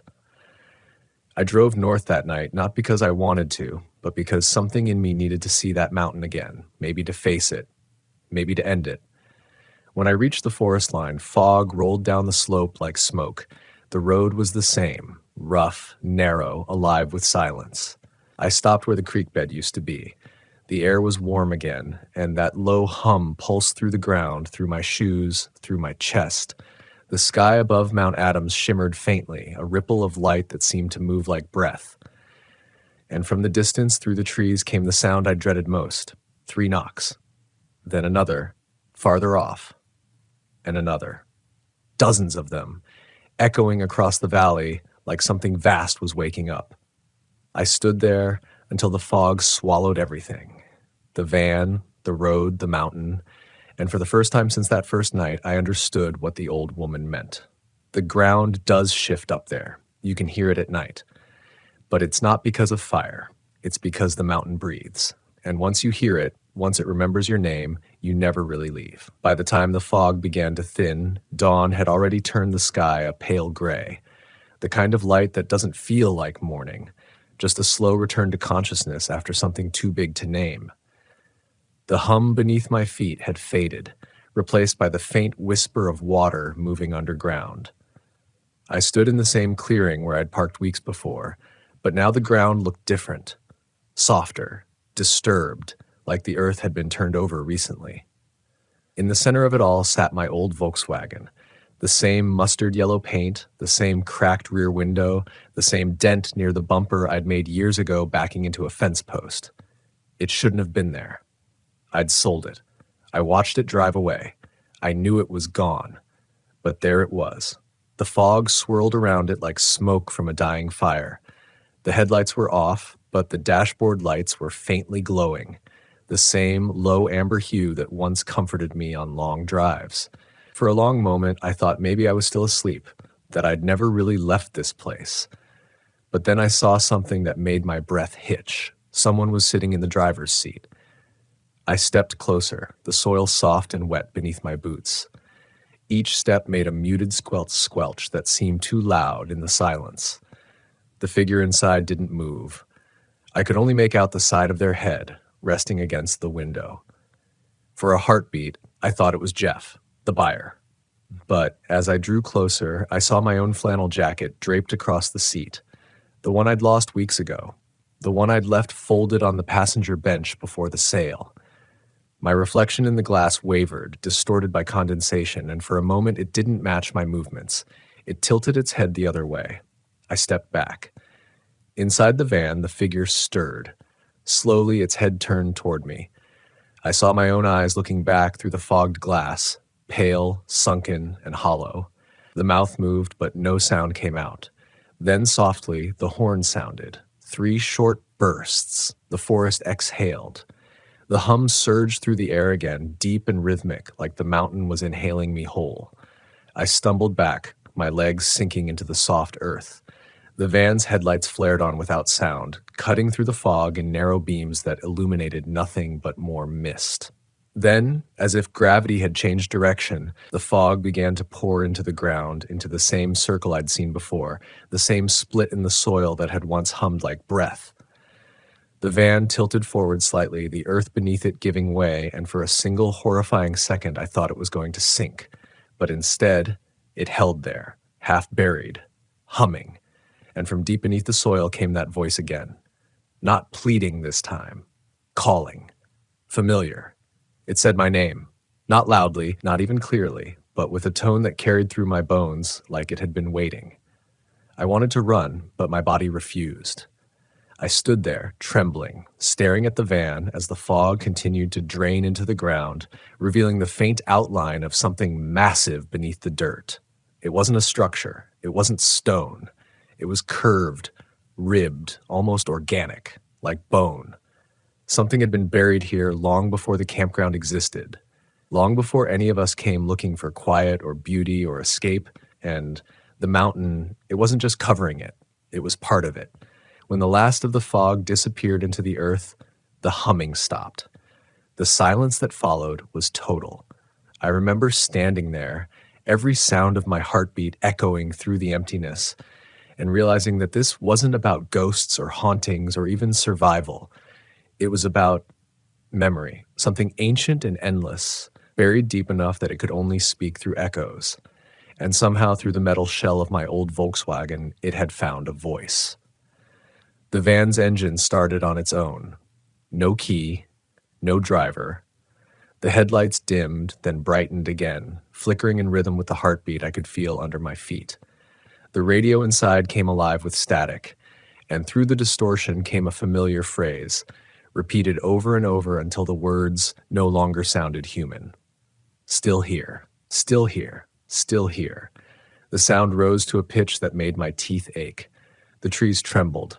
Then, just as suddenly, it stopped, and the van went dark. I don't know how long I stood there after that. Hours, maybe. Long enough for the light to shift, for the mist to burn away, for the mountain to settle back into its usual terrible stillness. When I finally found the strength to move, I walked back down the old forest road, not looking back once. The sound of the wind in the trees followed me all the way down, soft, hollow, and somehow rhythmic. When I reached the main road, I found my truck parked there, the one I'd driven up in after selling the van. The keys were still in my pocket. I climbed in, turned the ignition, and it started right away. But as I drove, I noticed something strange. The hum was gone, but so were the sounds of the world. No birds, no wind, not even the crunch of gravel beneath the tires. Just the faintest vibration in the air, like a heartbeat too far away to place. By the time I reached town, the clouds had rolled in thick and heavy, the same color as the ash I'd seen near the old creek bed. I pulled into a gas station to fill up. The clerk looked at me the way people look at someone who's been lost for too long, careful, uncertain, almost pitying. He said something that made the hair on my neck rise. "You just come down from Adams?" I nodded. He pointed at the mountain half shrouded by clouds. "You know they found that van again last month? Some hiker called it in, said it was buried halfway in the ground. Sheriff's crew went up there to check, but when they came back," he paused, uneasy, "said it wasn't there anymore." I didn't say a word. I just paid, nodded, and got back in the truck. That night, I parked near the river again, too tired to keep driving. I sat there in the dark, watching the ripples of water catch the moonlight, listening to the wind slide through the trees. For a long time, it was peaceful, still, almost like before. Then the dashboard lights flickered. Once, twice. The radio turned itself on. Through the static came that same low hum, steady, patient, familiar. And then, softly, through the noise. Still here.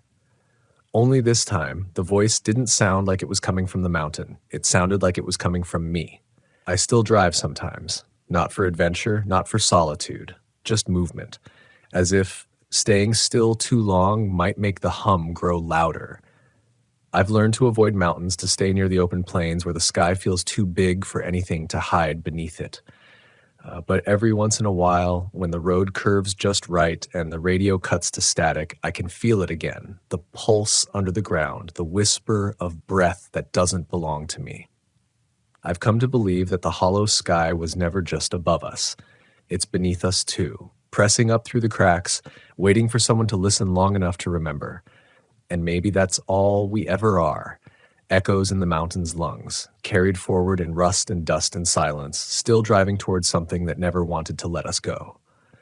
Still here, always still here. The locals up here in Alaska have a way of speaking about the forest that makes you lower your voice without realizing it. They don't call it Tongass National Park. They call it the Green Vault. The first time I heard that phrase, it was from an old fisherman I met near Ketchikan while I was refueling my RV. He told me the trees keep things, not just secrets, but memories. He said, "If you walk far enough in, you'll hear what the forest wants you to remember." I laughed it off, but I think now that maybe he was warning me. My name's Caleb Morris, 42, former park maintenance tech turned full-time RVer. I'd been living out of my old Winnebago for a year, tracing the coasts and forests of the Pacific Northwest, looking for quiet places to breathe. The Tongass was supposed to be the crown jewel of that journey. I arrived in late September when the rains had already started to deepen. The park was hushed under a heavy, constant drizzle that turned the moss brighter than life. It was the kind of green that presses on your chest, like the world's trying to grow over you. I parked near a primitive campsite just off the gravel road past Thorn Bay, nothing but a ring of wet stones, a fire pit half swallowed by roots, and the sound of water running beneath the soil. There was no cell service, no one else around for miles. It was perfect, or at least that's what I told myself. I was running from noise, city noise, human noise, my own head. My therapist used to call it self-inflicted isolation, but I called it clarity. The first night was calm enough. I cooked beans, drank instant coffee, and listened to the patter of rain against the roof. The forest was alive with slow rhythm, droplets, small crackles, wind dragging through high branches. Around midnight, though, I heard something different, a dull, slow knock. It wasn't woodpeckers or a branch falling. It was too deliberate, too slow. 3 knocks, pause, 3 more. They came from deep in the trees down the slope beyond the clearing. I turned off the stove fan, stood there holding my breath. When the sound stopped, I waited for it to start again. It didn't. I convinced myself it was the forest, woods swelling with moisture, trees moving in the wind. I'd been in plenty of parks. I knew the language of trees creaking. But this was different. It sounded hollow, like the forest had lungs.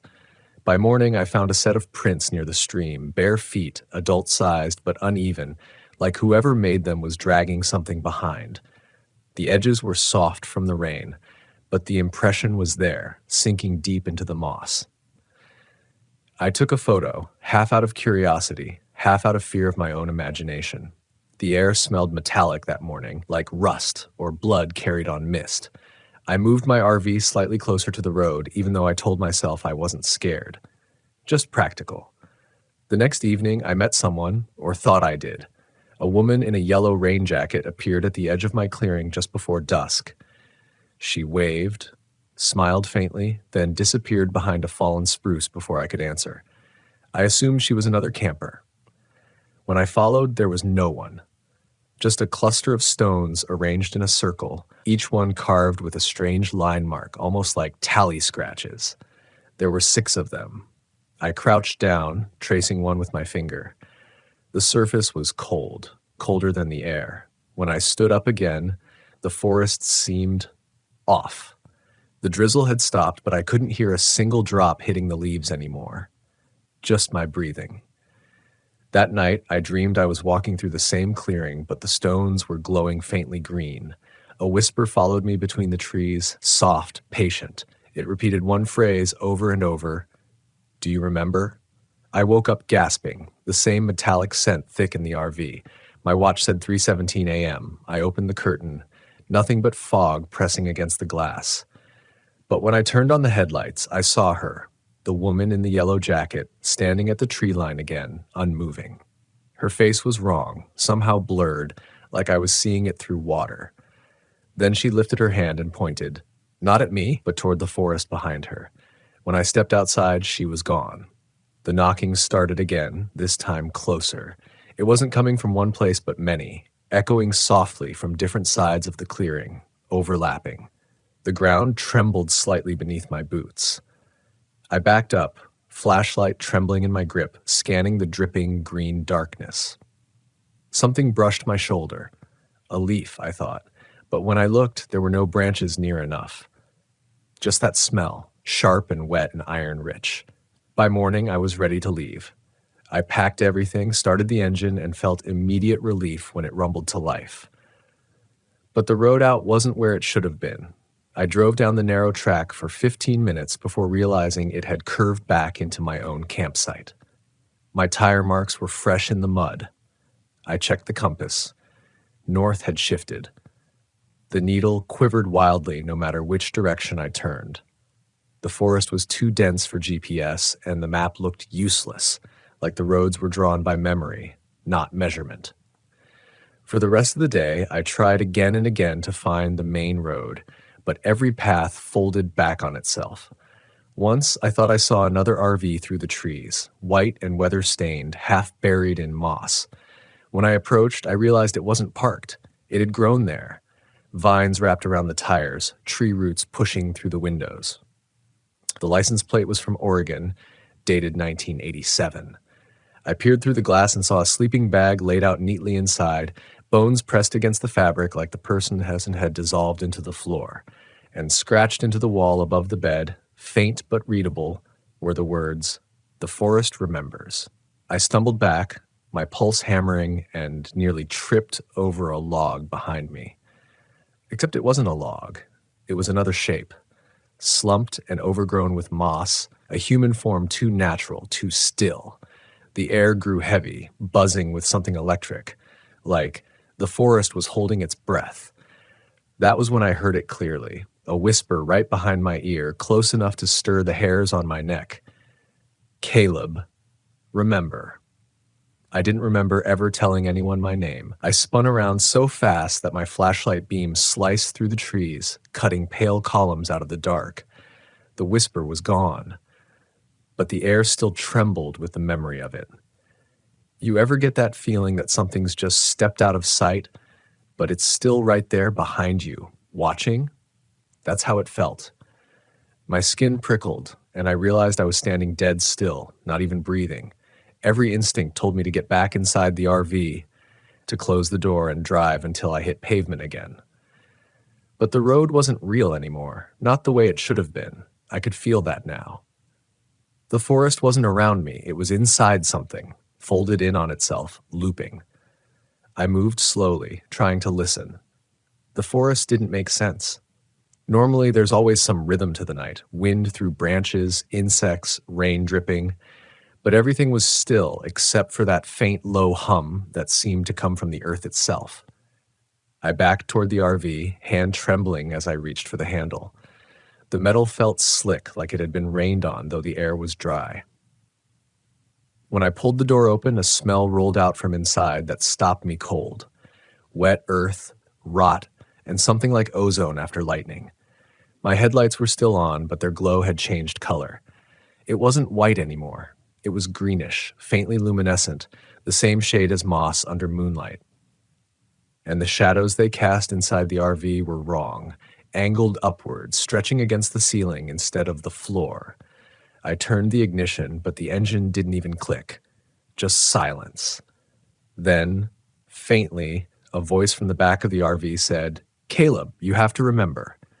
I spun around so hard I hit my elbow on the counter. Nothing was there. Just my sleeping bag, damp somehow, though I hadn't left any windows open. The whisper didn't sound like the woman this time. It sounded like me. I don't know why I didn't run right then, maybe because there was nowhere left to run to. Instead, I grabbed my flashlight and stepped back outside, walking toward the stones I'd seen before. The rain started again, soft, steady, almost comforting. But every drop that hit my skin felt colder than the last, like the temperature was falling fast. I reached the circle and froze. The stones were glowing faintly, just like in my dream. And between them, the moss was moving, rising and falling, like it was breathing. When I crouched, I saw it wasn't moss at all, but a layer of roots, fine as hair, shifting beneath the soil. They moved in patterns, almost letters, before fading back into stillness. I said out loud, though I don't know why, "What do you want from me?" And from the trees, 100 whispers rose at once. Not loud, but endless, tangled voices repeating the same word, "Remember, remember, remember." I backed away, tripping over a root, the flashlight bouncing. When the beam hit the trees, I saw faces, at least things that looked like faces, formed in the bark. Eyes too deep, mouths just open enough to look like they were mouthing the same word. Some of them looked human, some didn't. I ran then, crashing through the underbrush, branches tearing my sleeves. I didn't know where I was going, just away. But the forest didn't let me. No matter how far I ran, the path bent back on itself. I burst into a clearing, panting, only to find the RV sitting there again, headlights still glowing green. Something had changed, though. The woman in the yellow jacket stood in front of the RV, motionless. Her face was clearer this time, pale, waterlogged, her eyes open too wide. She was mouthing something, but no sound came out. Her hand lifted, pointing again toward the woods. Behind her, I saw movement, shapes stepping between the trees, some tall, some crawling. They were human once. I could feel that. I stumbled backward. "Stay away!" I shouted, but the words died, swallowed by the mist. One of the shapes came closer, and I realized I could see right through it, like its skin was made of fog. It whispered my name again, and that's when I saw its face. It was my face. The thing reached out its hand, and I felt an old memory slam into me, one I'd forgotten for years. A different forest, different rain, a younger me standing over an overturned canoe. My brother Tyler lying still beside it, his face pale under the water. The flash of panic, the silence. Me walking away and telling myself there was nothing I could have done. But there was. The thing in front of me smiled, a hollow, sad smile that cracked the fog around its lips. "You left him," it whispered. "The forest remembers what you forget." My legs buckled. I fell to my knees, the earth sucking at my jeans like wet hands. The memory burned behind my eyes, Tyler calling out before the river took him, my voice refusing to answer. I hadn't come to Alaska for peace. I'd come because it was the only place far enough from that sound. The forest wasn't hunting me. It was showing me. When I looked up again, the woman in yellow was closer. I could see that her jacket wasn't yellow at all.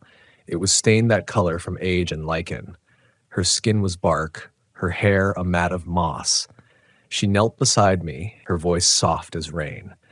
"Every tree keeps a story, Caleb. Every root holds what's buried." I tried to speak, but all that came out was a shuddering breath. The forest around us pulsed with light, the green glow rising through trunks, veins, leaves. It looked alive, like it was breathing through all of us. The shapes in the mist circled, whispering. And then, somewhere beneath the hum, I heard water running. Fast, violent. I realized it wasn't memory anymore. The stream beside my camp was flooding. The ground trembled as the rain thickened, pouring down like the sky itself was cracking open. The woman's face faded, her eyes turning to hollow sockets filled with water.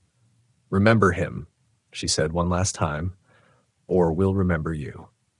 The roots under me split, and cold water surged up around my legs. I tried to run, but the earth was breaking apart beneath my feet, sucking me down. I lunged toward the RV, the only solid shape left, and hauled myself inside as the current roared through the clearing. The engine coughed once, then twice, and finally turned over. I didn't question it. I hit the gas, the tires spinning mud, then catching. The headlights cut through sheets of rain as I tore down the flooded track. The trees leaned in, their branches scraping the roof like hands trying to pull me back. After what felt like hours, the road straightened. The rain eased, the glow faded from the headlights. When I finally reached the highway, the sky was pink with morning. My hands were shaking so hard I could barely keep the wheel steady. I looked in the mirror once. Just once. Behind me, far down the road, I could still see the forest edge, and standing there, small but clear against the mist, was a single figure in a yellow jacket watching. I drove until the gas ran out. I never went back. But sometimes when I park deep in another forest, I swear I still hear it. The low, steady knocking, like a heartbeat under the roots. And sometimes if I listen too long, I hear another voice underneath it, my brother's. And I wonder if maybe the forest never let me leave at all. My name is Felix Zhao, and back in 2015, I found myself in the dense forests of Olympic National Park in Washington State. I'd always been a city guy, but after my divorce, I thought some fresh air might do me good. So I packed my gear and headed out for what I hoped would be a peaceful week of hiking and maybe finding myself along the way. I arrived at the park on a crisp Monday morning. The towering evergreens and the scent of pine were a welcome change from the exhaust fumes and blaring horns of Seattle. As I hoisted my backpack, I couldn't help but chuckle at myself. Felix, I thought, a middle-aged man trying to play Bear Grylls. What's next? Wrestling a cougar. Little did I know how ironic that thought would be. The first day was uneventful. I set up camp near a bubbling stream, fumbled with my tent poles like a novice, and eventually got everything in order. That evening, I sat by the fire, roasting a marshmallow on a stick. It burned to a crisp almost instantly. Well, that's one way to cut calories, I muttered, tossing the charred lump aside. The next morning, I decided to hike deeper into the forest. The trail was less worn here, and the sounds of nature grew louder as the noises of other hikers faded away. Birds chirped overhead, and somewhere in the distance, I heard the faint rush of a waterfall. It felt good to be away from it all. Around midday, I stumbled upon an old cabin, seemingly abandoned. Its wooden frame was covered in moss, and the windows were clouded with grime. Curiosity got the better of me. Maybe I'll find a treasure map or at least an old bottle of moonshine, I joked to myself. Pushing the creaky door open, I stepped inside. Dust motes danced in the shafts of light breaking through the cracked walls. An old table sat in the center, covered with yellowed newspapers dating back decades. One headline caught my eye: "Local hunter disappears without a trace." I shuddered, but shrugged it off. Probably just got lost. Happens to the best of us, I mused. As I turned to leave, I noticed strange claw marks etched into the wooden doorframe. They were deep, and the wood looked freshly gouged. Must be a bear around, I thought. Great, just what I need. That evening, I set up camp a good distance away from the cabin. The sun was setting, painting the sky with hues of orange and pink. I was boiling some water for instant noodles when I heard a rustling in the bushes behind me. "Deer, please be a deer," I whispered. Suddenly, a rabbit darted out, scurrying past my campsite. I laughed, relief washing over me. "Jumpier than a cat in a room full of rocking chairs," I said aloud, shaking my head. But the relief was short-lived. Minutes later, the rustling returned, louder this time. I grabbed my flashlight and shone it toward the noise. The beam caught a glimpse of something moving. Something big, too big to be a deer. "Who's there?" I called out, trying to keep my voice steady. No response, just the sound of heavy breathing. I remembered the claw marks and felt a knot tighten in my stomach. "So much for a peaceful retreat," I muttered. I decided to keep the fire going all night, adding more wood than necessary. The forest around me grew quiet, unnaturally quiet. Even the crickets had ceased their chirping. Sleep didn't come easy, but exhaustion eventually pulled me under. I awoke to the sound of snapping twigs. The fire had died down to embers, casting eerie shadows around the campsite. Peering out of my tent, I saw nothing at first. Then on the edge of the clearing, I spotted it. A silhouette, hunched and massive. It moved with a predatory grace, muscles rippling under matted fur. The creature stood on all fours, but its back was arched, and its limbs were disproportionately long, like those of a hyena but far more robust. Its head turned in my direction, and even without clear light, I felt its gaze lock onto me. My heart pounded in my chest. "Stay calm, Felix," I whispered. "It's just an animal. Maybe it's more scared of you than you are of it." Somehow, I doubted that. I reached slowly for my backpack and, remembering the flare gun I'd packed at the last minute, a Christmas gift from my brother who joked that I'd need it if I ever got lost or wanted to start a party in the woods. The creature began to advance, each step deliberate and silent. As it moved into a sliver of moonlight, I saw its face, an elongated snout like a wolf, but with patches of bare skin revealing raw flesh beneath. Saliva dripped from its jaws, and its ears were torn and ragged. Time to go, I decided. Clutching the flare gun, I burst out of the tent and fired toward the beast. The flare shot out with a hiss, illuminating the clearing in a red glow. The creature recoiled, emitting a low, guttural sound that vibrated in my bones. Without looking back, I sprinted into the trees, branches whipping against my face. Behind me, I heard the creature give chase, its heavy footsteps pounding the earth. "Come on, Felix, move those legs," I urged myself. In my panic, I tripped over an exposed root, crashing hard onto the ground. Pain shot through my ankle. "Just perfect," I groaned. Crawling forward, I spotted a fallen branch, thick and sturdy. Grabbing it, I struggled to my feet. The creature emerged from the shadows, its eyes reflecting the faint light. It snarled, revealing teeth sharp enough to tear through flesh with ease. "All right, ugly. Let's dance," I said, trying to mask my fear with bravado. It lunged at me, and I swung the branch with all my might, striking its shoulder. It barely flinched. Desperate, I remembered the pocket knife in my cargo pants. Dropping the branch, I fumbled for the knife as the creature circled me. Just then, a loud bang echoed through the forest. "Get down!" a voice shouted. I didn't need to be told twice.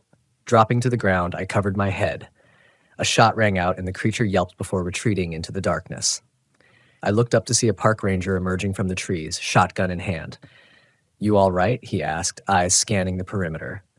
"Do I look all right?" I retorted, but relief flooded through me. "Thanks for the save." He helped me up, noticing my swollen ankle. "Let's get you out of here," he said. "It's not safe." "No kidding," I replied. "What was that thing?" He hesitated. "We don't know. Been getting reports of hikers going missing, finding remains we can't quite explain." "Remains?" I echoed, a chill running down my spine. He nodded grimly. "Best not to talk about it here. Come on." As we made our way back to his cabin, he told me others had seen the creature, but lived to tell the tale. "We call it the Shadow Stalker," he said. Not very original, I know, but it fits. "Shadow Stalker? Sounds like a bad comic book villain," I scoffed. He cracked a smile. "Yeah, well, if it wears a cape and starts monologuing, I'll be sure to let you know." At the cabin, he bandaged my ankle and offered me a cup of strong coffee. "So what's the plan?" I asked. "At first light, we'll get you to the main station and file a report," he said, "but between you and me, not much is being done about it." "Why not?" he sighed. "Budget cuts, bureaucracy, disbelief, you name it. Most folks higher up think it's just wild animal attacks." "That was no ordinary animal," I insisted. "Tell me about it," he replied, staring into his mug. Morning came, and true to his word, the ranger drove me to the main station. On the way, we passed a group of hikers setting off on a trail. "Shouldn't we warn them?" I asked. He shook his head. "Wouldn't do any good. They wouldn't believe us, and we can't close the park without solid evidence." Frustrated, I decided to take matters into my own hands. After ensuring my ankle was sprained but not broken, I hobbled to the local library. If the creature had been around for a while, maybe there were records, legends, anything that could help. Hours of searching yielded little until I stumbled upon an old journal tucked away in the historical archives. It belonged to a trapper named William Hawthorne from the early 1900s. His entries spoke of a beast that walks like a man but hunts like a wolf, terrorizing the area. One passage stood out. "The creature is drawn to those who wander alone, picking them off under the veil of night. Its weakness lies in silver, the metal that mirrors the moon it so craves." "Silver, huh," I muttered. "Great, because everyone carries silver bullets these days." Just then, an idea struck me. I remembered my late grandfather's antique shop was only a couple of towns over. He left me a box of old trinkets, including a silver letter opener. It wasn't a sword, but it was better than nothing. That evening, armed with the letter opener tucked into my boot and a renewed, if reckless, sense of purpose, I headed back into the forest. "Third time's the charm," I joked, though my hands were shaking. I made my way to the area where the creature attacked, leaving markers along the trail to find my way back.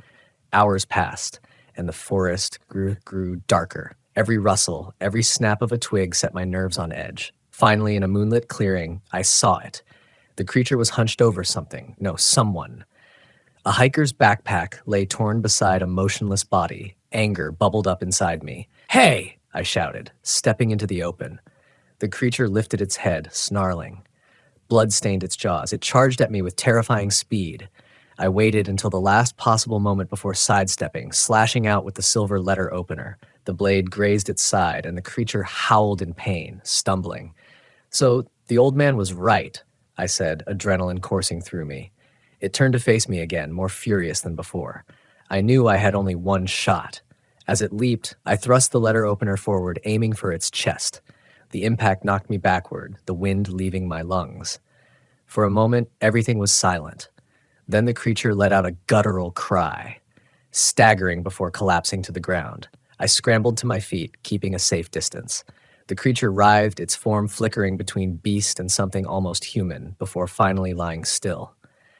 Cautiously approaching, I noticed its fur receding, claws retracting. In its place lay a man, middle-aged, with a deep wound where the letter opener had struck. I stared in disbelief. "What are you?" I whispered. Footsteps thundered behind me. The ranger burst into the clearing, shotgun at the ready. He looked from me to the body and sighed heavily. "Well, you did it," he said. "You knew," I accused. Suspected, he admitted, but proving a local legend is tricky business. We stood there in silence. What happens now? I asked. Now we make sure this doesn't happen again, he replied. In the days that followed, the official reports stated that a rogue animal had been responsible for the attack, and that it had been put down. The park remained open, the tourists none the wiser. As for me, I returned to Seattle, my quest for peace replaced with a story no one would ever believe. But at least I knew the truth. The creature had once been a man, cursed by forces beyond understanding, doomed to roam the forest in a monstrous form. My name is Kai Walker, and back in 2018, I decided to take a much-needed break in the vast expanse of the Yukon Territory's Kluane National Park. As a freelance photographer, I'd spent years chasing deadlines and cityscapes, and I craved the isolation only the wild could offer. So I packed up my RV and set off, eager for a solitary adventure amid glaciers and mountain peaks. The park was everything I hoped for. Towering mountains capped with snow, turquoise lakes reflecting the sky, and an endless horizon that made me feel both insignificant and profoundly alive. I set up camp near a secluded spot by the Duke River, far from the designated camping areas. It was early June, and the days were long, stretching sunlight well into the evening. On my second day, while hiking along a lesser-known trail, I met a fellow traveler named Mark Hastings. He was in his late 40s with a rugged beard and a friendly demeanor. We bonded over our shared love for the outdoors and decided to fish together that afternoon. As we cast our lines into the clear river, he shared stories of his travels through Canada's wilderness, each tale more adventurous than the last. "Ever been up to the glaciers?" Mark asked, reeling in a catch. "Not yet," I replied. "Planning to head that way tomorrow. They say the view is unmatched." He nodded. "Be careful up there. Terrain can be tricky, and weather changes fast."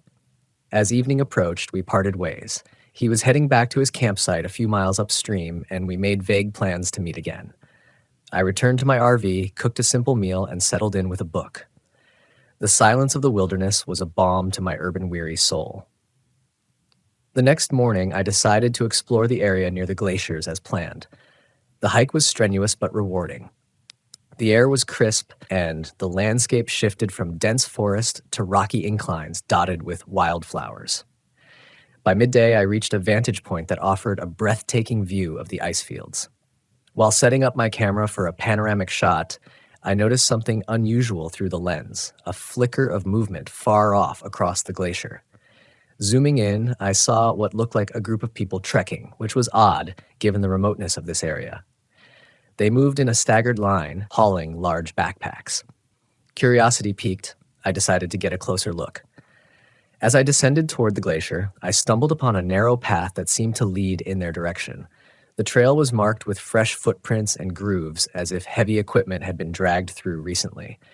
An uneasy feeling settled in my stomach, but I brushed it off as overactive imagination. About an hour later, I came across a small makeshift camp tucked into a hollow between ice formations. There were tents camouflaged with white tarps, crates stacked haphazardly, and the faint smell of diesel fuel in the air. Hiding behind a ridge, I observed the scene. Men were unloading containers and carrying them into a crevasse that seemed to open into the glacier itself. Suddenly, a hand clapped on my shoulder. I spun around to face Mark, his expression stern. "What are you doing here?" He whispered harshly. "I could ask you the same," I retorted, confusion mixing with alarm. "You shouldn't be here, Sean. This isn't a place for tourists," he said, his eyes darting nervously back toward the camp. Before I could respond, voices echoed from the camp. A group of men was heading our way, speaking in hushed tones. Mark grabbed my arm and pulled me behind a boulder. "Listen to me carefully," he said urgently. "These people are dangerous. You need to leave now." "Who are they? What's going on?" I demanded. He hesitated before answering. "They're smugglers, trafficking illegal goods across the border using the glacier tunnels." My heart raced. "Are you involved in this?" "No," he insisted. "I'm with the RCMP, undercover. I've been tracking them for months." The voices grew louder. Shadows stretched as the men approached. Mark pressed a finger to his lips, signaling me to stay silent. Just then, a sharp crack echoed through the air. A gunshot. We both ducked instinctively. Chaos erupted as the smugglers scattered, shouting orders in a mix of languages. Mark pulled a handgun from under his jacket. "Stay behind me," he ordered. Before we could move, 2 men rounded the boulder, rifles raised. Mark fired swiftly, hitting one in the shoulder. The other lunged at him, and they grappled fiercely. I watched in stunned disbelief as they fought, the smuggler's knife glinting dangerously. Seizing a rock from the ground, I struck the attacker on the back of the head. He crumpled, and Mark pushed him aside. "Thanks," he muttered. "We have to destroy their stash and call for backup." We made our way toward the camp cautiously. The area was deserted. The smugglers had either fled or were regrouping. Inside one of the tents, we found crates filled with weapons and packets of white powder, drugs meant for distribution. "Help me with this," Mark said, dousing the crates with gasoline from a nearby canister. We set the camp ablaze, flames licking up toward the sky. The smoke would be a signal, but also a beacon for any remaining smugglers. As we retreated, gunfire erupted again. A bullet whizzed past my ear, and we took cover behind an ice wall. "They're not letting us leave easily," I shouted over the noise. Mark radioed for assistance, but the mountainous terrain interfered with the signal. "We need to get to higher ground." We sprinted toward a ridge, bullets striking the ice around us. Reaching a plateau, Mark tried the radio again. This time, he made contact. "Officer down. Need immediate extraction at Glacier Point," he reported. A helicopter's distant rotor became audible, but the smugglers were closing in. One of them caught up, tackling me to the ground. We struggled, his hands tightening around my throat. Spots danced before my eyes as I gasped for air. Mark intervened, pulling him off me and subduing him with a well-placed blow. "Come on, we're almost there." We reached an open area just as the helicopter appeared over the horizon. Relief was short-lived. A group of smugglers stood between us and rescue. Outnumbered and low on options, we prepared to make a stand. "Any jokes up your sleeve?" I quipped nervously. "Not the best time for stand-up comedy," Mark replied grimly. The smugglers advanced, weapons drawn. Suddenly, the helicopter swooped in low and armed officers rappelled down, engaging the criminals in a swift firefight. Within minutes, the smugglers were apprehended or incapacitated. An officer approached us. "You guys okay?" "Better now," Mark responded. As the scene was secured, I sat on a rock trying to process the whirlwind of events. Bodies were being loaded onto stretchers, some unconscious, others lifeless. The reality of how close I'd come to death settled heavily. "Looks like you got more adventure than you bargained for," Mark said, sitting beside me. "No kidding," I replied. "Next time I want excitement, I'll stick to roller coasters." He chuckled. "Probably safer." Back at the base camp, I was debriefed by authorities. They took my statement and advised me to keep the details confidential due to the ongoing investigation. As evening fell, I finally returned to my RV, exhaustion pulling at every muscle. The following day, I decided to leave the park. The allure of solitude had been overshadowed by the stark dangers I had never imagined. Before departing, I did some research at a local library, curious about the operation I had stumbled upon. I discovered that the smuggling ring had ties to a larger criminal network operating along the Canada-US border. They used remote wilderness areas to move contraband, exploiting the challenging terrain to evade law enforcement. Mark Hastings, whose real name was Agent Marcus Hale, had been instrumental in dismantling several such groups. As I drove away from Kluane National Park, the majestic mountains in my rearview mirror, I couldn't help but feel a mix of relief and lingering adrenaline. The open road ahead seemed both inviting and safe, a welcome contrast to the perilous glaciers. In the end, the adventure I had sought had found me in the most unexpected way. I returned to photography with a renewed appreciation for the mundane. As for Agent Hale, he continued his covert work, blending into landscapes where danger lurked beneath the surface.